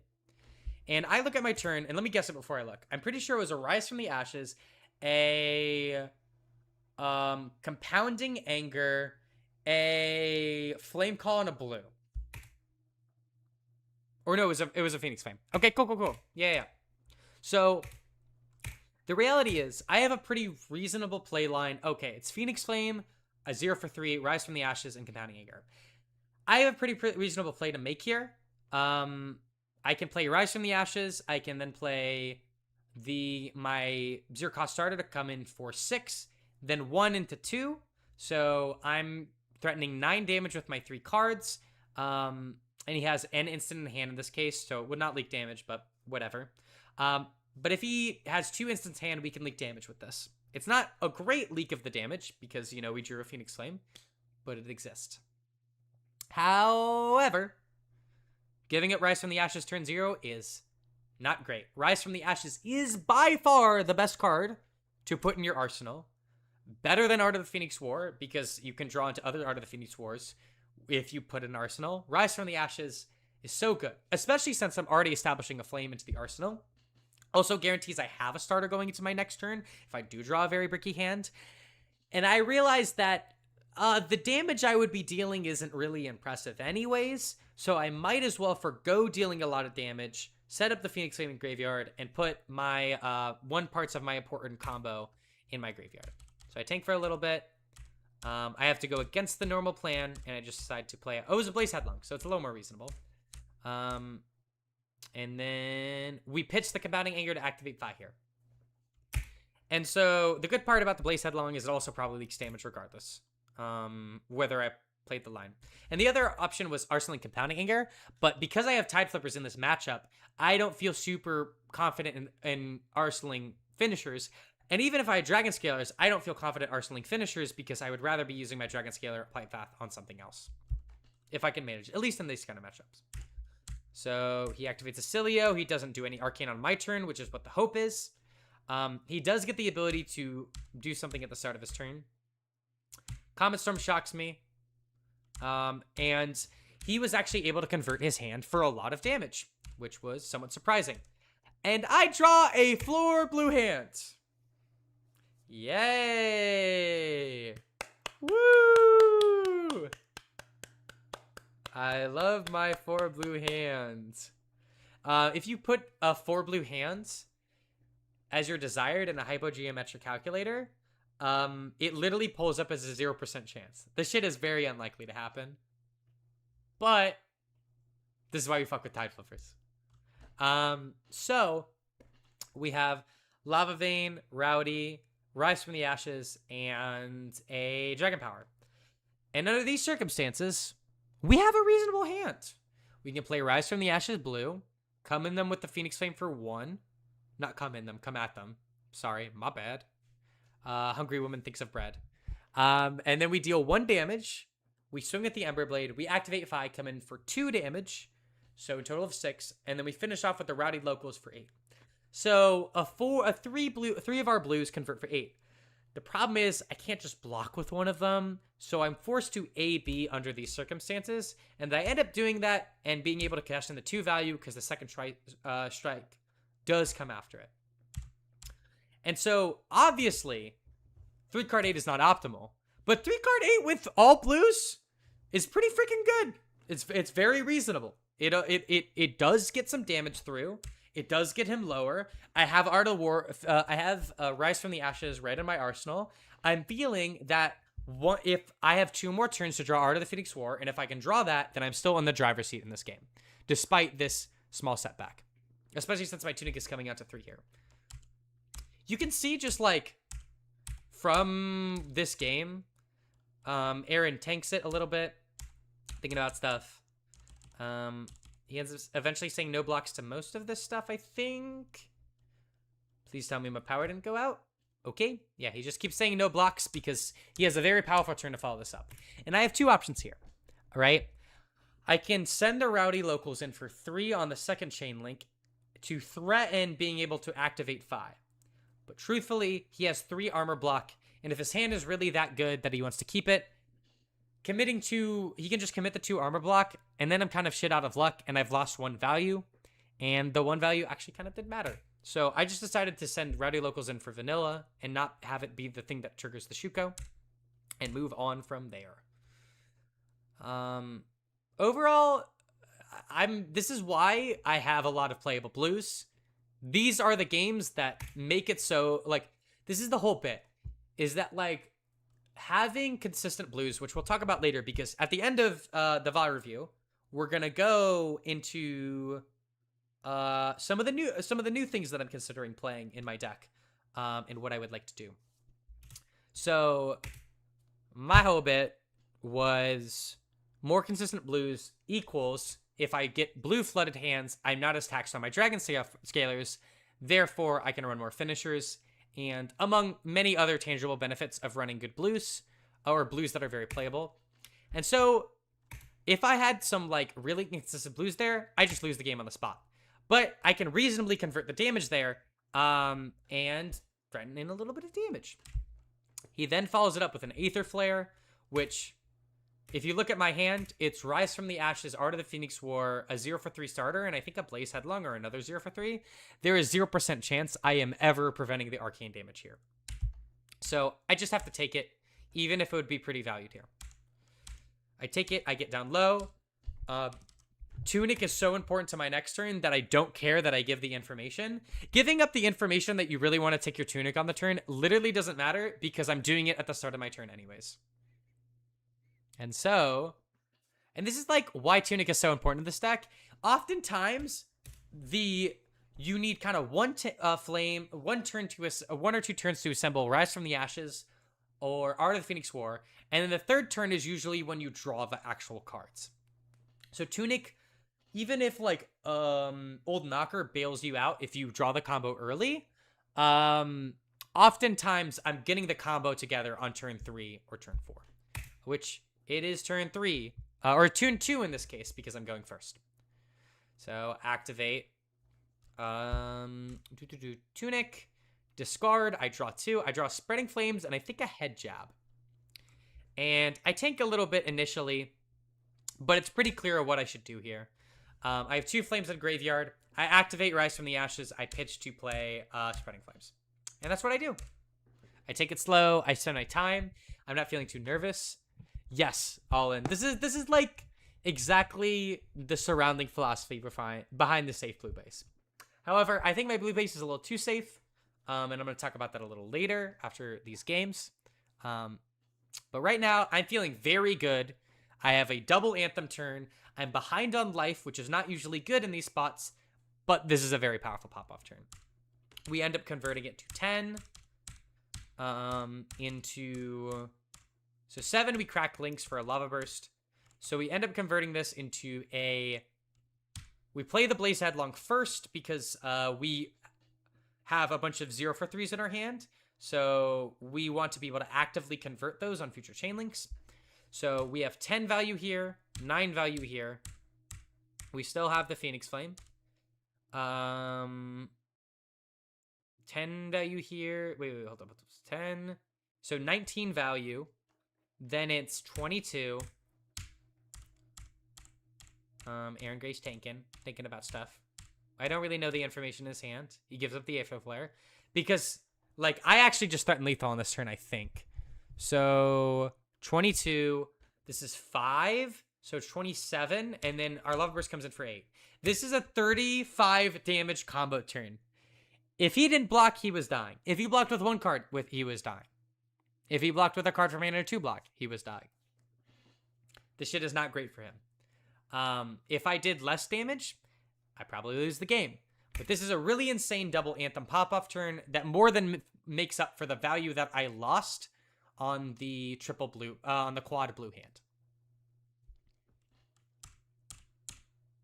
And now, this is where it gets scary. Aaron discards the future side to activate a Cilio, uses Tunic, gets the Meteoric Impact, deals a little damage, and hello, Dagnir. What's up? How's it going? Welcome to the stream. Welcome to the review of my Nationals games. Trying to get better. Okay. All right. Out of all the stream games, this is the... Oh my god, really? Oh, sweet. I'm so glad. Yeah, no, I read that guide a bit ago, and I've been trying to update it when I can. But I'm glad, like, I just keep consistently getting a stream of people, like, getting the Sage Fi guide, which is free, by the way. You should check it out. And then, I'm just getting consistent stream despite the fact that I've had the guide out for so long. Which I've gotten, like, I think about 500 people have purchased the guide or saved the guide. So that's pretty cool. So that's really cool. I'm glad you enjoyed it. It was really fun. I love making written content. It's really cool. But I'm written content out. People are like, hey, Ashlyn, when are you going to make a meta-fi for CC5?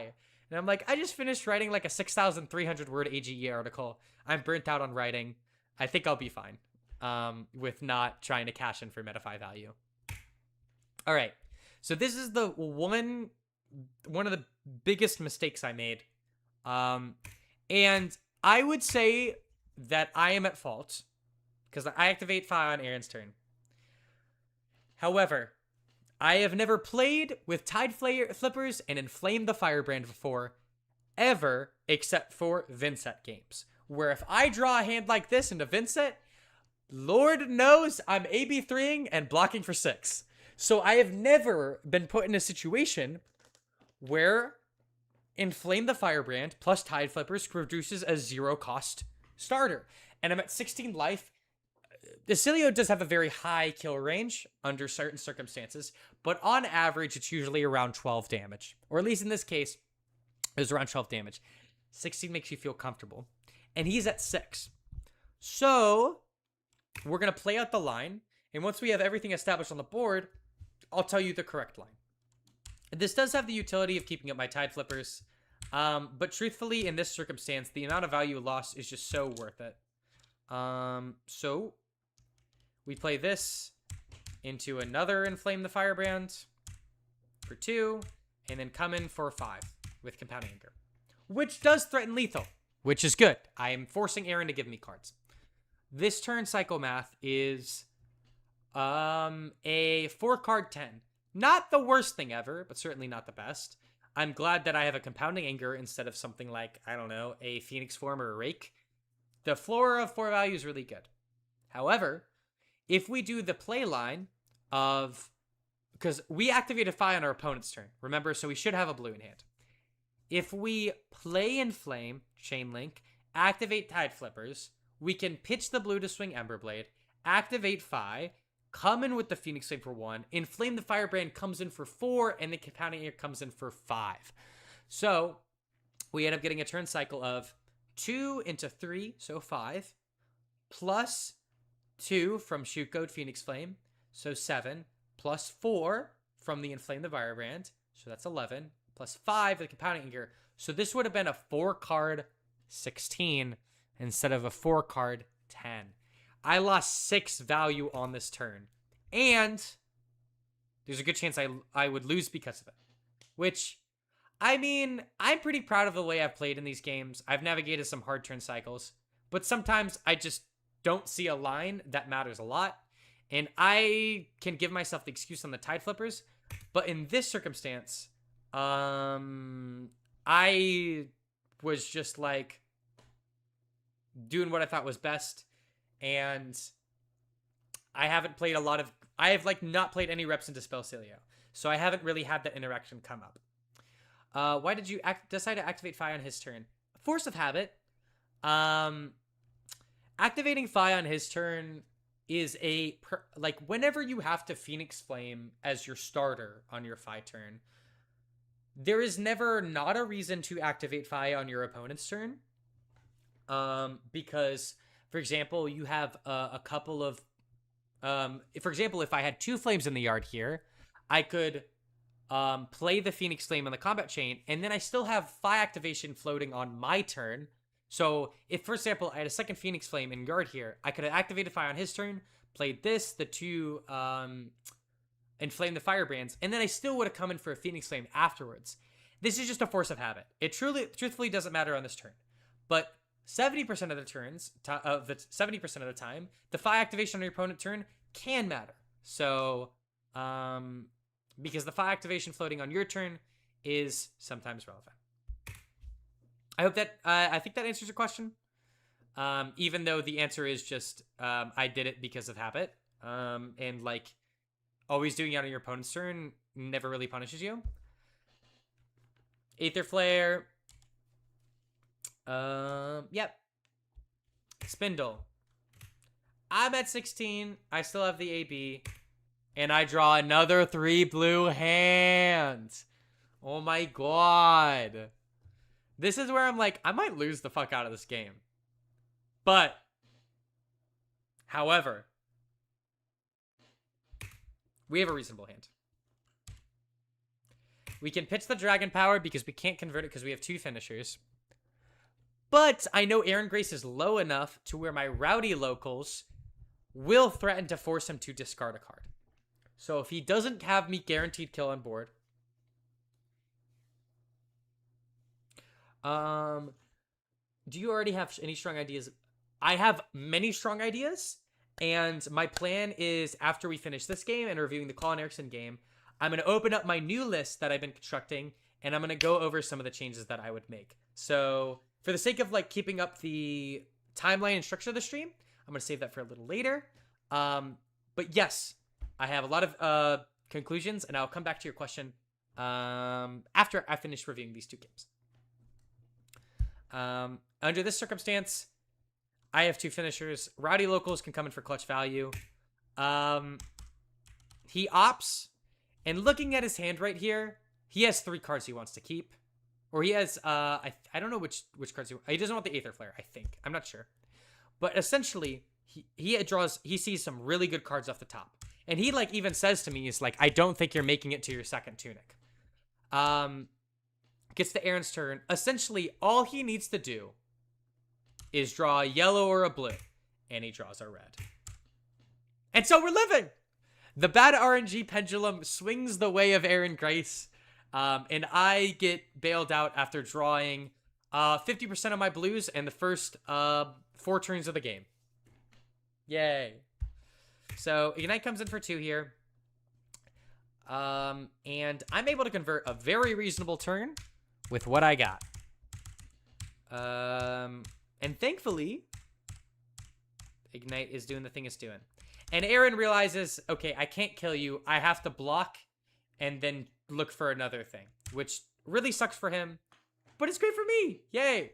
I love when my opponent gets unlucky. T. 3 go again. And then I just send the Rowdy over. For, what's it called? For 3 value. And in this circumstance, it blows the game out. I have a Phi activation floating. He can't give me, like, he doesn't have the capability of blocking this. He could block with Tunic and Aether Bindings. He takes 1. I force him to discard a card. It's not good regardless. If he even commits 1 card into this chain, because I know his deck is consistent of only action and instant cards, either he can't block here, or if he does block here, he essentially negates that block because it gives the Rowdy Locals an additional 2 value. This also allows me to arsenal the Phoenix Flame and insulate myself from drawing a no starter hand and being able to convert. And by the time I play the Rowdy Locals and he's been blocking, I pretty much know the game's over if I draw anything reasonable. And I'm laughing about this because Aaron Grace is an Ira player, and Ira players love this card. So it's a little poetic that it spells his downfall in the game. But this just goes to show you that having a solid blue base makes so your triple blue hands, your quad blue hands, at least convert for some damage. Especially when you need them to convert for damage. So he tanks a lot. He thinks a bit. He can choose to play this in a certain way where he takes the 1 damage. He loses a card, and then he gets to keep a card for the next turn.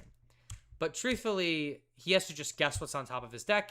He admits that when he, like, puts his hands back and forth here. And then ultimately decides just to commit the 2 cards onto the combat chain. He does a little, like, the wizard, like, hand airs math. This shit was great. I wasn't laughing, obviously, but he was just, like, doing some weird things with his fingers in the air to calculate stuff.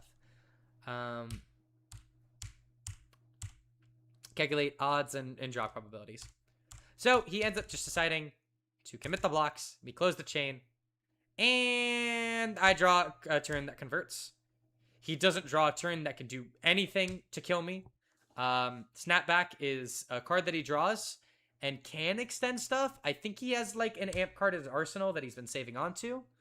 But I just have a hand that converts. And even if he has all 4 blocking cards, he still dies. So that is able to wrap up the game for me. Pretty unlucky in most of my draws that game. Having the really good pop-off turn more than made up for it. But a little bit of unluckiness from our opponent eventually wins us the game. We did have the game entirely in our hands at every single point.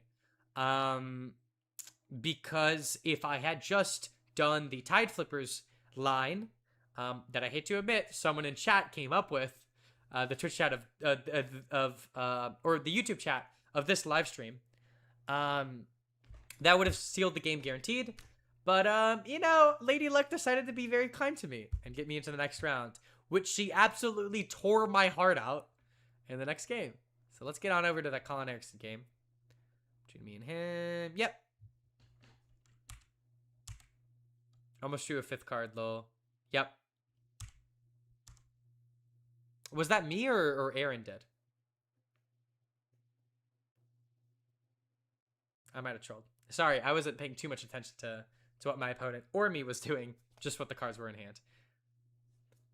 All right. I'm just going to show off our decks again. I'm going to skip through this. This is a long and complicated game. This will take a little bit. So please bear with me. Yeah. Okay. Turn 0. I have an interesting hand. I think, Bannerman Head. I have an Ignite, I have a blue, and I have something else. Oh, okay, yeah. Gotcha. I was able to narrowly avoid it and not get a judge call and lose the game on the spot or whatever. I ended up deciding to play the Bannerman Head, even though I know I'm not going to utilize the Ponder token, specifically because getting an extra flame into Graveyard is really good to play around Sunken Treasure. Cullen has 3 Sunken Treasure, 3 Speed Force salvages, and so he has some disruption to my Phoenix Flame on his turn, and he has some disruption to my Phoenix Flame on my turn. A lot of this matchup is knowing when and when you do not have the luxury to play around, what's it called? Play around Sunken Treasure. So I decided to play this. I play a line that I do something very similar. Oh, I Arsenal Rise from the Ashes. I drew a Rise. This is the exact same situation as last game, where Rise from the Ashes is so high prio that it's worth it to not, what's it called?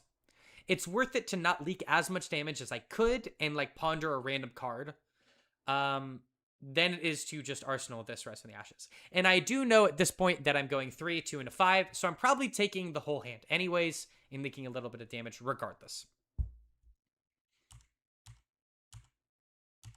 So we get an Rise from the Ashes and Arsenal, or yeah, we're doing the whole bit where I just clarify with the judge, because this is like the one time it matters with Ponder, and I wanted to make sure I did it right. I don't usually have to interact with this token. This is the one card that makes it so I can't. And so I Ponder, look at, it's just a blue, which made me feel pretty good about my decision. And we just draw a reasonable hand of cards. Nothing I really want to play my Arsenal out for, but just a good hand of cards. Calling on his turn as a Call to the Grave, among other things, can establish a Chum early on. Nothing really too incredibly good. No real way to get an ally in the bin besides Call to the Grave. So he plays the Call to the Grave, grabs the Chum. He made the joke that, oh, do you have any responses? Are you gonna pilfer the tomb this? And I was like, no response. And then I catch myself and realize, oh shit, it's open deck list. That's how he knows there's no response. Plays the Chum, establishes it. I give a big, that was not a fist bump, that was a big thumbs up, because I was like, okay, cool, Colin. You are good to play the Chum. Establishes Oyston and passes. And subtle foreshadowing with the Oyston. Of like the we're like continuously jump cutting to the tip the barkeep draw at the end of the game, and that's like the jump scare here. But Colin, but like an important part about this matchup for anyone who's not aware is that they have to run Balance of Justice into you, which means, and like usually what goes on with Gravy. Hold on when he asked him, mess him. I kept saying hold on when it came to like gold draws and literally everything, because I was just so nervous that he would ask for priority if I had a response, and I never would, but I would always take the time to be like, wait, should I have a response? Even though it doesn't matter. Back to what I was saying. Balance of Justice is a very powerful card in 2/5. But Gravy without a starting gold can sometimes run into situations where he needs the first initial gold to start making more of the gold. To activate Gravy to get something important, to discard to be able to like establish an ally and start getting these gold baited hook triggers off online. It's tough. And so Balance of Justice can sometimes put Gravy in a position where he can really get unbricked. If Colin was running Crown of Dominion, I kill this Oyston every day of the week. But because he has no gold on his turn, and the only ways he can cash in value from Oyston is through 2 methods. Method 1, he blocks with every single card from his hand and swings Oyston. That is one of the optimal plays he can play with Oyston. The other one is if he draws Go Again with Avasti or Tip the Barkeep. And for me, I was thinking that, and if Colin just blocks out and swings Oystem, and I catch on to the game plan very early, I just kill it and I completely punish him for playing that strategy. Like, playing around swinging Oystem every turn and blocking with the whole hand is a really bad strategy unless I never clear it. So that's the kind of bit. And so I really didn't want to give Colin gold, and you can hear it in the commentate and when I like talk about it. But at this point, Colin just effectively gained 7 life, has the chum, and I just decided to clear the chum as easily as possible. Do it at chum, get chum out of here, get the fealty established.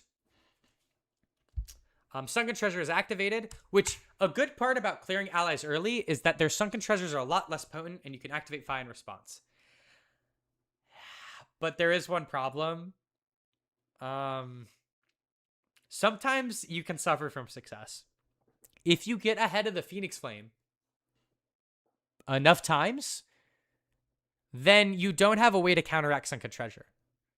And if they draw Sunken Treasure reasonably early into the game, and like, let's say you start the game with 3 Phoenix Flames, there is nothing you can do except for the final Phoenix Flame to prevent them from slowly diminishing your Phoenix Flame reserve. So in this case, it actually would be beneficial for me to not have a flame in graveyard. However, I don't really got a choice. So he turns over the flame here. And it's still correct for me to grab the Phoenix Flame on turn 0, simply because I don't know whether if he has it, he's gonna snap block it on Chainlink 1 if I have 1 Phoenix Flame in the graveyard. So I just let this get bottomed. He doesn't get to cash it in for value and gold, which is fine. I could send this one at Oystem. However, it's early enough in the game where I don't really have a knowledge yet to know exactly who's winning, who's losing. And because of that, I ultimately decided that I think the best decision is not to clear the Oystem, especially on this turn, to deny him the gold. He takes the 1.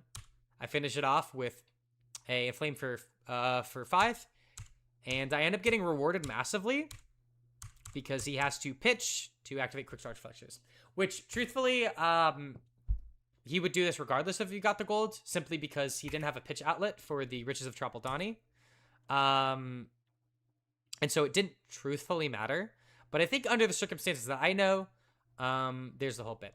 This is the type of hand, smaller hand, that punishes me for having Oystem. But truthfully, in this circumstance, even if he plays Murderous Rabble into Oystem and cashes it in for a 1-card 6, he's still, like, what's the best way to describe this? This is still not great for Colin, by any stretch of the imagination. Sure, it's a good line. He's getting an extra 3 value here out of his Oystem, which is good. But it's not that much. It's not like he's doing something crazy, and Dravies need to do crazy things to usually take down a 5. So I felt good about my decision regardless of the circumstance. And as you'll see, the decision to clear Oystem gets a lot more dicey. So I want to we're going to keep coming back to it. I have a very solid hand in an Ignite. Oh, this is the funny ass turn. This is the goofy turn. I've gone at length about this turn on Lupine Fiasco stream. I don't think I need to go too into it. I activate Fire That Burns Within, draw out of the Phoenix War. I have Tunic up. Here's the issue. My known information is Colin has chosen to not block when he has been very willing to block earlier. I also know, based on open deck lists, that Colin doesn't run a lot of powerful reds. He doesn't run a lot of Cheating Scoundrel. He doesn't run CNCs. He only really runs Conqueror as an aggressive disruption, high damage tool. So him not blocking should send alarm bells off. Additionally, he has a Loot the Hold that he revealed on the top of the Murderous Rabble. I know Colin has Disruption next turn. And so I find it very likely that Colin has a Conqueror. And if Colin is a Conqueror, then I cannot Arsenal this turn. Because if I Arsenal a card and he conquers me, and I want to protect the card, and I block for like all the damage, I don't clear an ally, I'm behind all on tempo, and I give Colin the runway to, you know, start establishing a lead in this game. Or even if he doesn't have Conqueror in hand, there's a chance he has Loot the Hold, and Loot the Hold usually means that I am not going to be incentivized to play out my Art of the Phoenix War turn. because I'm going to have to discard a card anyways, so I'm left with only 3 cards in hand.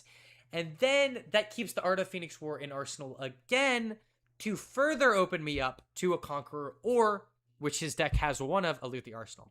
So I was feeling that if I kept a card in Arsenal, I was probably going to lose it within this turn, probably this turn, and definitely next turn. And definitely next turn.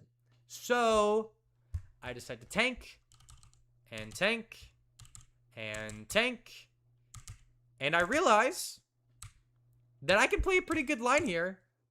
And like, a lot of people are like, the caster said I only got Inflame for 4 value here, which is a reasonable call. But the card I want to tutor was already in my hand in Lava Burst, and if I just had an Inflame in hand, if I tutored for the Lava Burst, the commentators would be like, oh, this is so sick. That's just kind of how it'd be. I had the nuts already in hand, so I'm fine with grabbing the other card I most want here. Yeah. Colin had a very unique deck, and so it sent a lot of alarm bells that he was very much like, if I was playing against like a different type of gravy with cheating scoundrels, then I'd be like, okay, he's probably keeping like a good cheating scoundrel hand. It could also be a good leyline hand, but it's a leyline hand with a loot to hold, so it further stalls me in my future turns.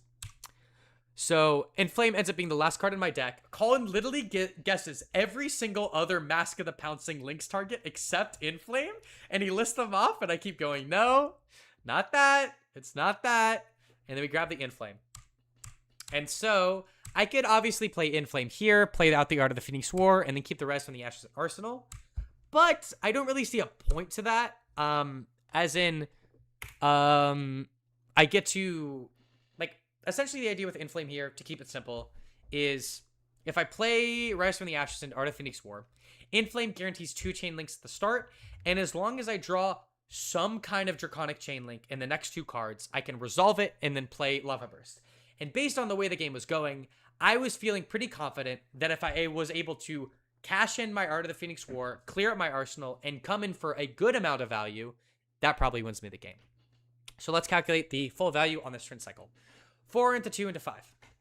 That's going to be equivalent to 11 value so far. We end up closing the chain. Rise from the Ashes, Art of the Phoenix War. We draw some cards. Yeah. So to add to this, we go 11. Wait. Did I I think this is the one there at 6/7? Yeah. I do it. Yeah, 6/7. Yay! I'm a kid. I'm so hip with it, guys. Trust me. And then so it's 11 into 18. This is coming at him for 19. This is coming at him for 21. 23, 26, and 32. This is a 32 damage combo turn, which is feeling incredible. Resolving one of these into gravy usually means you win the game. Here's the thing. I should have probably cleared Oyston. Here. I think the right call was to clear Oyston. There's an argument also not to. But seeing as how he's already so low in cards from his hand, I should have swung the Ember Blade and then played the Phoenix Flame and swung it into Oyston. And that would have secured me the game. But I think, oh my god, you already knew what I was gonna say. I think it was a reasonable playline though. The Oyston is good. And I still felt that if he decided to just block with the last card and swing the Oyston, I'm still in a very good position. I still have him on low amount of gold. I don't think it's an unreasonable decision for me to clear the Oyston. However, with the game state where it's going, I just put the fries in the bag and I cleared the Oyston. I think this is like the one specific turn where it was genuinely correct just to clear the Oyston. In this case, I don't get punished for it. Which I think is fair because he needs to actively do his turn. He can't win the game through Oyston. He has to win the game through establishing other allies, and then Oyston is a little incremental amount of value that sometimes he can cash in on turns. And then now Colin's back up to 1 gold. And my hand is weird, I think. 4 into 3 into 1. Should have probably cleared the oyster. But I'm feeling very confident at this point. I'm up 28 to 14. Like, just clear it. It's fine. Come at them for 4. And it's like, it's not the case where, like, not clearing Oystem automatically loses me the game and I'm trolling. It's like, not clearing Oystem leaves him, like, the 5%, like, the 1 to 5% chance that it ends up really punishing me in the end. And, like, in this case, he plays in a swing Songbone. It doesn't matter. Also, keeping him on 1 gold is not a great spot for him because he has to remain gold neutral for the rest of the game. But he keeps establishing it with stuff. I keep saying but a lot. I'm starting to realize. This is really funny. Why is my thing weird? Being weird. Okay, we're back. Yay! Sawbones. Rise from the ashes. 6 at his face. Makes sense. I make a mistake here. It ends up not costing me the game, but it's okay. I swing the Ember Blade into Sawbones when I have a Shuko to Phoenix Flame up on the line. Should've just cleared it. With the Shuko, it would have dealt 1 more damage. At this point, I'm just racing him to 0. I'm at 19 life. It's gonna take 40 billion like, I like this point. Oyster Marvel is a very beautiful art. Most of the Gravy's arts are beautiful, but like the Oyster art was made for a Marvel. I'm just gonna be honest. That's just how I feel.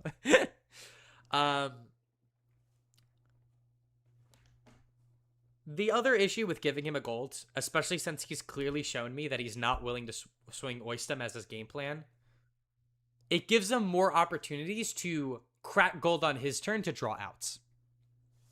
I think on 1 gold, it's a debate. On 2 gold, it's you kill it. On 0 gold, for sure not. And then this is why we love Dragon Power. We love consistent blues. We love when our blues are reds. We love 5 damage.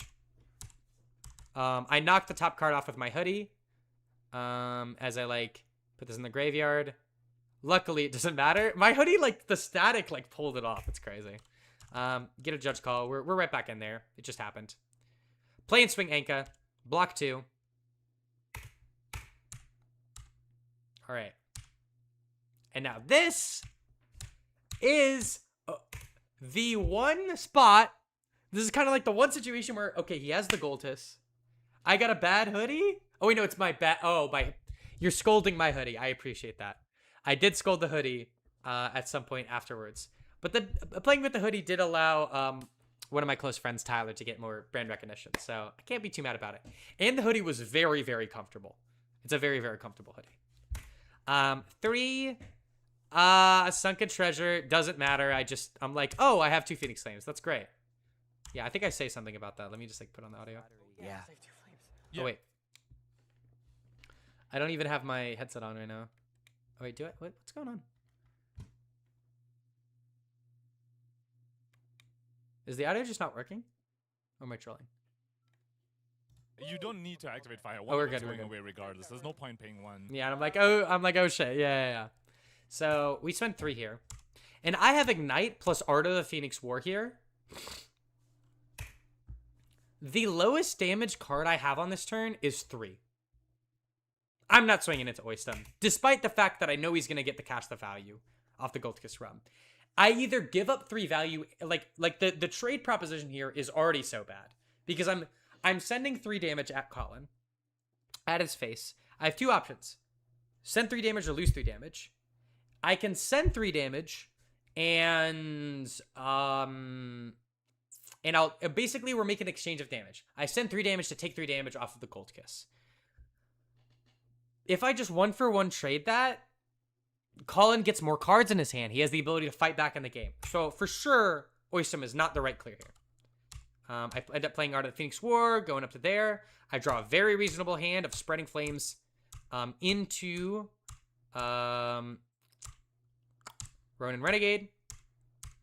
He's forced to give me at least a card, go to 2. Or he blocks with the whole thing. Swings Oyston here, right? He still has the Gold Kiss, which is great. My hand fucking sucks. This is the worst, most doo-doo hand imaginable. I have 2/1 costs. I have a Flame Call that won't tutor for a Flame. I have an Art of Phoenix 4 that literally does nothing. But I have the Tunic. So I let it happen. I swing in with this for 3. And this is a hardcore punish. This is such an incredible punish in this circumstance. It's really brutal. I lose 3 value from the Sunken Treasure activation. If he draws it 1 turn late, I win the game. But he draws it exactly at the point he needs to. And that's how the game goes. Luckily, I have a reasonable out here in activating Fi. And this is the actual 1 point in the game where clearing Oyston was definitively correct. Every other time it was debatable. You could argue one side or the other. This was the mistake that lost me the game. Not clearing Oyston. He had Gold Kiss. I knew my hand wasn't going to be that powerful. I knew he could send back cards. I needed him not be able to cash in the value off the Oyston. I would have traded 2 life for a gold that would have put him up to, at this point, 4 gold. Now, a part of me wants to be like, Ashlyn, you choked it, you lost. But I was already here by some mythical forces that I have no idea what put me here. So I can't even like be mad that I lost. It was a small mistake that in most circumstances, I still win even if I make it. But I ended up getting punished. I send the display loyalty at face. Passes the turn. Colin gets a little bit room to do stuff. Cracks the gold. Plays a Call to the Grave. Gets a chum. And now we're in a little tricky situation. See, under these circumstances, Colin would have had 1 more card in hand, which probably would have arsenaled. And he would have only be swinging for 4 here. I would be down to 8. So, been bad. However, I'm still feeling pretty good at this position. I have... It's called skill. True. True. Thank you. Thank you. I appreciate it. I try my best. But this is where we get to do the fabled double blue flight path starter of Doom. And this is also a very interesting decision point in the game that I want to talk about because it's really fucking cool. My turn is double Ember Blade. So I swing with the Ember Blade, I float 1, and then I can pitch to pay 2, another blue to pay 2 to activate Fi, targeting my Searing Ember Blade, and then I get to swing the Ember Blade again to create 2 Draconic Chain Links with the second one getting go again. Very great way to bail you out of a starter.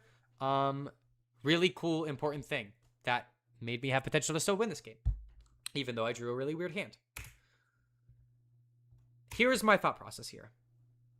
I have Assault the Wound, and so swinging into Chum is not a bad idea. It seems very reasonable. I have 2 options. I can swing into Chum, clear him with the double Emberblade swing. I know he doesn't have another, the discard effect -1. It doesn't happen. You get the bet. Because of deck, what's it called? Of open deck list. I could double clear Chum here. Go for 2 into 2 into 4. And that would require Colin to give me 3 cards and then swing out and do whatever. Colin has access to a lot of gold. If he has an ally in a hand, he can get rid of it. If he has an ally on his hand on his turn, he can get rid of it. My idea was, what makes the most sense is baiting Colin into activating Chum. And so I swing the Emberblade at the face. And here's the reality of what happens if he swings, if Colin says, okay, I know you're going to be able to clear Chum this turn. I need it to eat hit so I can give some room to like be able to play something and establish something good. I'm going to activate Chum in response. Well, then I swing Emberblade into Chum, 2 with Inflame the Firebrand, and 2 with my Phoenix Flame. Fully clear Chum. And then my Salt the Wound comes in for 5. And he has 2 cards left, no Chum on the board. And he's left in a very precarious situation. And in the event that he doesn't, he might have a double ally hand. There's like a lot of realities, but I think my expectation was if he doesn't want to discard the Chum, I have a playline to play around it. I can threaten enough damage to threaten lethal. So I will be swinging 3-3-2-2. So that's going to be 10 into... He's probably going to leak some damage there. So 3. So it's a 13 card play. Usually would kill him under most circumstances. And also, like, to keep in mind with these hands is that Colin is drawing a lot of blockable hands under these circumstances, which is bad for me. So we have the Ember Blade. I decide to go for the option select, and I hit the one line that punishes me. Colin blocks, and then activates Chum. And at this point, I make a mistake that doesn't punish me, but the correct play here is to Inflame at Chum, into 4 Inflame with Salt the Wound, triggering Shuko and getting the +1 off Salt the Wound, arsenaling my Phoenix Flame to prey around a no-starter hand. I was able to clear the Chum, and he wasn't happy about it, but he can luckily just swing Oystem and pass here. Or Portside, draw a card, establish a blue. Portside is just so good here. Like, Portside wins this game. Portside is like the one card here that does... Portside does so much work here because it establishes a blue in his graveyard without forcing him to draw a card or activating Gravy. So he Portsides. He activates Gravy to put the ally in the bin. Like, if he has any other blue here, I win the game. Is it... So how was watching yourself? Is it like an out-of-body experience? Well, as somebody who makes content a good bit, it's not super weird. I'm used to watching back my videos and editing them, but definitely when I first started out, it is kind of an out-of-body experience. Like, watching you do actions that you're not doing. Because the only time you really look at yourself is through, like, past videos, which most people avoid. Or the mirror, which you have to use. So it was very jarring initially to see, like, my body in the past move around. It's a weird thing. But yeah. I think Portside is unironically the best card he could have drawn. This is also just an incredible draw. I understand that he debates a lot on Rigor Mortis here, but truthfully, the option is to never swing Rigor Mortis because I just block with Shuko and I kill him anyways. And so he draws one of the best cards he can under the circumstance and Blood in the Water. I think Colin's like starting to realize that like with the Portside draw, establishing the Rigor Mortis, getting himself in a solid position, he actually is in a spot to win from the cards that he got off the top with Gravy. So he establishes the Rigor Mortis and swings the Oystem. I don't have to give up a card here, and I try to go and kill him.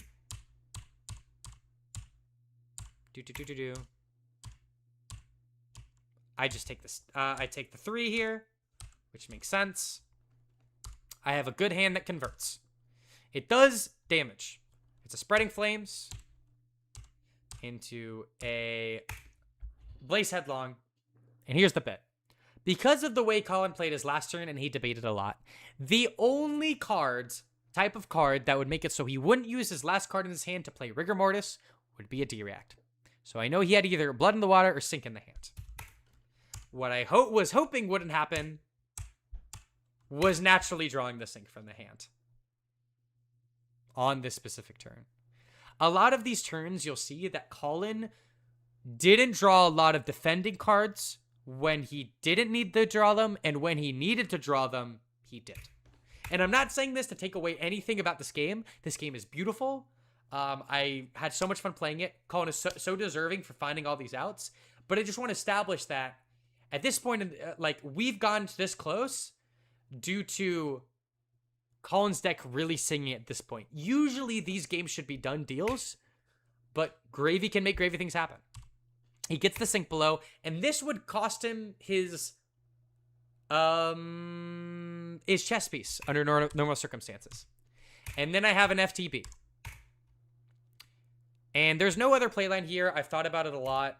There's no reason to just play the FTB, not activate, and then swing Ember Blade, swing Phoenix Flame. It's just not good. Because, well, you can't even swing Ember Blade off of the Fire That Burns Within because it's the other one cost. So the only other line is Arsenal, Fire That Burns Within, swing Ember Blade,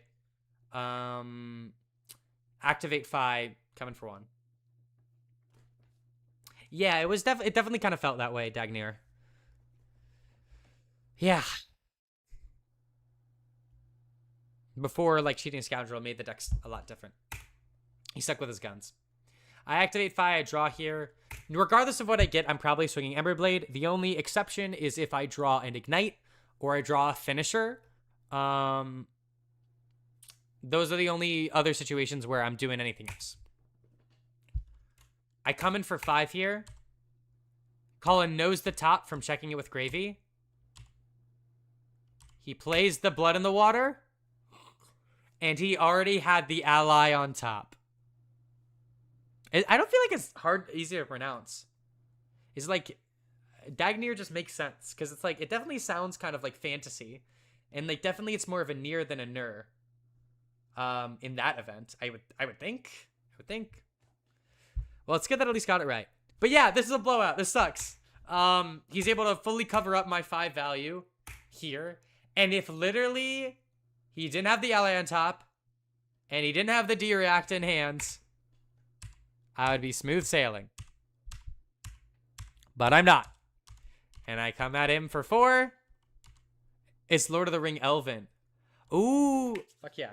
Someone I knew had a Elven, like a mechanical keyboard in Elvish. So fucking cool. It's so cool. Those movies are very good. And I watched them very recently. I'm surprised I didn't watch them more when I was younger, because I do like fantasy as a genre, even when I was younger. Anyways, 4 here's good. I'm still feeling pretty confident about the win. He can swing a Rigor Mortis, and as long as I block with 1 card from my hand and my Shuko, and I draw any reasonable hand, and he hasn't been drawing any allies recently, I probably should win the game. I'm still feeling good. My hand in the context is good. Random draw off the top. This is what I'm talking about. I just like waited because I was like so nervous. And it's Tip the Barkeep. And he plays it. And I'm so like kind of locked in. I don't recognize until he places the gold that like, oh, I just lost the game. My hand is, thank you so much, Shifty Prince. I'm really proud of how I played, despite the fact that we're unfortunately at the point where my miracle run ends. I actually have an amazing hand. I'm in a really good spot here. Thank you. I need to debrief for myself, and then also I thought there might be some like random value gained from me talking through this. I know I'm not making like a very long extensive Fi masterclass just because I don't really have it's not really the thing I want to do. And so hopefully I can make it up for it by just having a big variety of Fi related content that can hopefully help some people out. My skill run ends. You have to have some luck. You have to have some luck at this stuff. But yes, I am playing this shit. And my hand is Tenacity, Flame Call, blue, and a 0 for 3 with Go Again. If Colin doesn't do this, I block with Shuko and Compounding Anger. And I come at him for 3, 3, 1 into 6. And that wins me the game. Or at least should win me, or it comes close to winning me the game. If he draws any ally in that hand, he loses. So I had a chance if it wasn't Tip the Barkeep, but it was.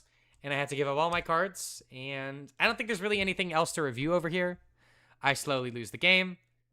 Colin takes it. I'm having a smile on my face. I'm having a great time, you know. I realized as I was playing the game and Colin was making the comeback that this is one of the best like coverage games of Flesh and Blood of all time. I was like kind of realizing that in the moment. And I was like, God, I got Sigil of Solace on stream. This is just a really cool game. I was really happy for Colin. But yeah, very proud of my run. Super surprised I made it this far. My goal was to day 2, and I crushed that. And now I'm here streaming, talking about it. Being on stream, I got to be the featured drafter. Yeah, it was a heavy ally list, and he kept not drawing allies every turn he needed to not to. Like, I was definitely getting juiced for like 4 turns in a row to lose the game, but that's okay. It happens. And also, like, juice is not getting juiced, and getting unlucky does not seek to take away from my opponent's win or my loss, but it is just a fact of the game. And identifying that can allow you, it makes it so I don't have to worry so much about like freaking, like being like, oh no, I really messed up this game, and like keeping that on my head. Sometimes you just lose the games because the deck says no, and sometimes you give opportunities for you to lose the game where the deck says no, which I definitely gave in that game. But I'm really proud of how I played it. Anyways, this is my deck that I took to the tournament. And here is the deck I'm currently practicing with. Nationals Reflections. I want to talk about this. I'm going to turn off the hop on Classic Constructed thing, just to make it a little clearer. This is where I'm at right now. There's not too much that changed. Yeah, option select. Is this a light theme? This doesn't feel like, this feels like a dark theme. Well, I mean, it's not as dark as the other ones, but it is a, I think this is the pits. I don't know. Is this the pits? I don't want to like leak anything. I don't know. I'll figure it out. Anyways, my decks. We're going back to here. But yeah, no, I love fighting games. Fighting games were actually like the main thing I did in college before I started playing Fab. So it was a cool jumping off point. Okay, here's the Nationals Reflections. Essentially, what I found was a couple things. Boots of Ominous Ward was a last-minute inclusion, and the second Compounding Eager felt really good when I wasn't playing Boots of Ominous Ward. Oh, yeah, I should have YouTube in dark mode. I'm kind of trolling, low-key. Yeah, but the Compounding Anger was beast. It was great. I love it. No, you're all good. You're all good. This is probably going to be a short segment because I'm going to try to keep it concise. But yeah, Compounding Anger. I love this card. As a 1-of, it's really powerful. But when I'm running Boots of Ominous Ward and I'm playing into a mid-range matchup like Syndra or Mario, you run into the issue of you don't have Dragon Scalers to give this go again. And so it bricks you more often than previously projected. So I decided to take one of these off and replace it with something else. A Phoenix Form. Inspired by Matthew Gump. I knew the one in Phoenix Form was reasonable, especially with Inflames, but I stuck with the one Inflame because I thought it was good and I didn't need 2. But seeing as Inflame bailed me out of one game and completely won me another, I think having 2 makes a lot of sense. So I added in the second into the sideboard, and thus I was able to replace this with the Phoenix Form, and we'll see how this goes in testing. I kept finding that Display Loyalty was a powerful card. I think Display Loyalty plus Dragon Power, the juice is worth the squeeze with these cards. There's like this 5-6 card dead zone that Matthew Gup and I share, where we only are really 6 cards apart, besides about 3 cards. We're about 9 cards apart, but 3 out of those 9 are a difference between Loyalty Beyond the Grave or Sink Below and or D-React. So kind of like same philosophies. And so his dead zone is filled with Phoenix Forms, extra tech blues, and like a Tenacity, like something else. But mine is filled with Display Loyalties, Compounding Angers, Display Loyalties and Compounding Angers. But now that I cut one of Compounding Anger, one of Display Loyalty, I got some room for some other stuff. And so what I've decided to do is add a Phoenix Form. And I found that I was more often having more fealties than I wanted than having less fealties when I wanted. I had an abundance of fealties usually. And so I thought cutting down on one Display Loyalty made a lot of sense. And so your 2 lists using the thoughts for extra finisher and the Phoenix Form Extender seemed like the perfect opportunity to blend. Yep, for sure. Exactly. And we'll get more into my blue base and how it's like slightly changed. Do you like that you are one of the players that doubled Boots of Ominous Ward's price? I think it's a really funny bit. I'm not happy that the price doubled. I am glad that I bought my cold foil right before I spiked it by yapping about it on stream. I'm sorry I spiked it for other people, but that was kind of like Fab's worst held secret, and it was going to leak out eventually, so there's nothing I can really do about it. But yes, exactly. I think there's I learned some things from Matthew Gump's list that I'm trying to implement right now, and I think I played it. My assessment is I played a little too safe in my deck building. I played a little too safe. And I'm going to add in a little bit more dubious nature for a higher ceiling. I'm on 15 blues now. I just felt like there was a couple hands where I really wanted a blue and I didn't get it. And on 14 blues, 14 blues was a lot more reasonable when I had like the 9 to 10 cost range. But as I've like played more of the list and realized I can't really afford to cut any of the 1 cost or lower them in my combo matchups, ultimately I need more blues. So the second display loyalty slot is being taken by an extra blue, and the compounding anger slot is being taken by a Phoenix form. And I usually have 2 Lothal loyalties on the main board here, but I have decided to extend my packages. There's no longer a Hunt to the Ends of Wraith because I'm not as worried about Mario, and I don't think I can slot it into the main board reasonably. So I have Phoenix Bannerman Head, a Flame Call, and a Phoenix Flame in every single one of my packages. And also, this is great for enabling Phoenix Form, Rise from the Ashes. Like, truthfully, running more Phoenix Flames than a Phoenix Flame package into mid-range matchups is not ideal, but it's not bad. It's just a little inconsistent. And so, now I've cleared up, and I've gotten more sideboard space from putting this main board. And I can run 1 Oath of Loyalty in my combo matchup, so it doesn't brick me as much. I think 2 is a little bit greedy. I think 1 is probably the most reasonable. Mario runs. Yeah, because we're both like aggro decks that want to pitch like 1 card per turn. It's pretty great. And now, for the sideboard, we added in an extra Inflame for the combo side. And we now have an extra Oath of Loyalty for whatever the side. So if you want to like look at what's it called? The switching up of all this stuff. I took out 1 Oath of Loyalty, and it's still 2 in the mid-range matchups. Essentially, I decreased 1 card in the main board to increase the switchboard packages by 1 of each. 1 Oath of Loyalty for the mid-range, and an extra Inflame for the Phoenix War turns. I am running Energy Pot on the sideboard. I've been experimenting a lot with running 1 Warmonger's main, 2 in the side with a different blue, so I don't have to play this card in the weird matchups where it's weird. But I think it's acceptable to just run the 3 main board and have E-Pots, because this gives me equity into Victor, gives me equity into aggro mirrors when going first. Yet, Fi is so sick. Hopefully he doesn't win too much so he sticks around, but we'll have to see.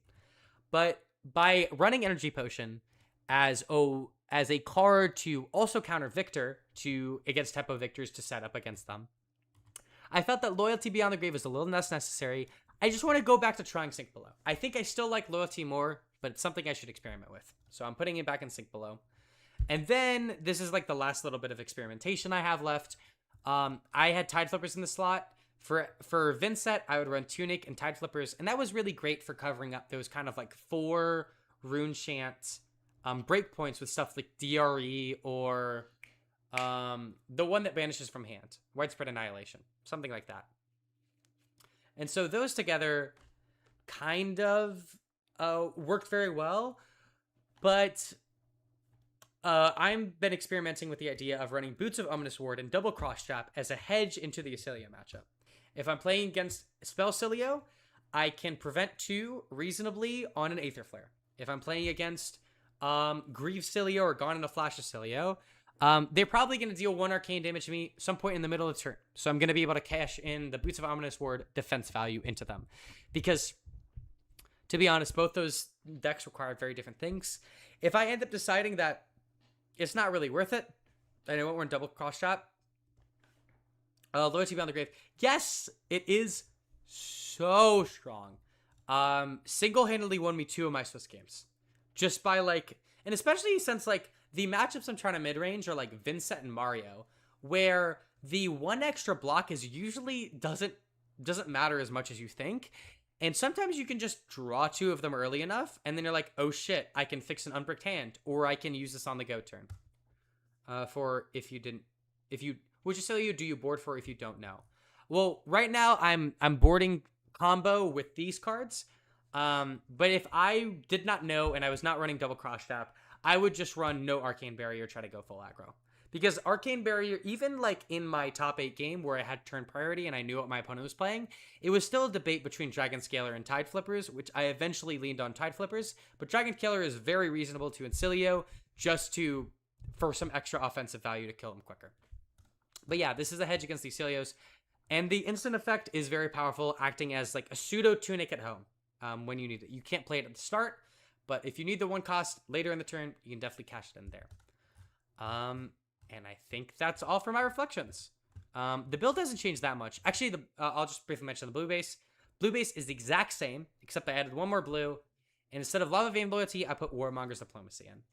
Yo, I cannot find Boots of Own Sword. Would you run the Astral Sanctuaries or just use Dragon Trailers for Marine Syndra? I would use Boots of Astral Sanctuary. Unironically, it's basically always Boots of Astral Sanctuary into Syndra and Mario. Syndra, you can like maybe block with it early on an earlier chain and then get an extra value. But flicking the card is important. I would probably say, actually, I think you should run Boots of Astral Sanctuary into Mario, but keep with the Dragon Scalers into Syndra.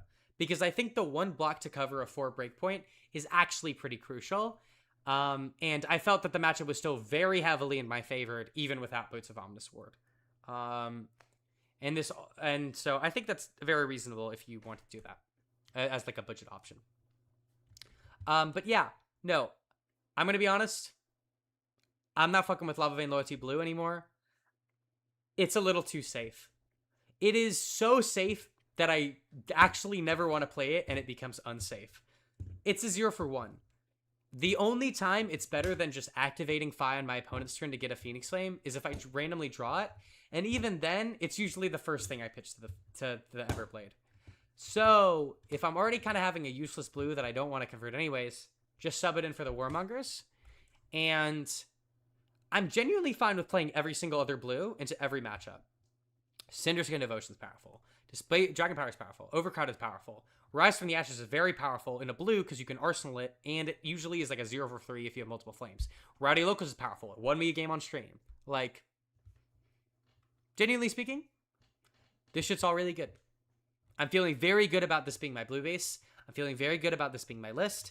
I have to iron out some kinks, but I think what I'm going to do is I'm going to dedicate my first week to just finishing up a list, feeling confident with it. And since I already had previous success on a list similar to this, and Matthew Gump had success on a list that I am trying to get myself a little closer to, up to my preferences, yeah, I'm personally feeling already pretty good. I could, if you were like, hey, Ash on the Pro Tours tomorrow, I'd be like, I feel very confident running this 80. I feel like I could do very well with this 80. A lot of the core is consistent across both decks.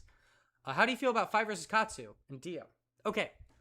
Katsu is a weighted coin flip that's slightly not in your favor because you just let every on-hit go through. Yoroi makes the matchup actually playable if he doesn't draw the nuts early on.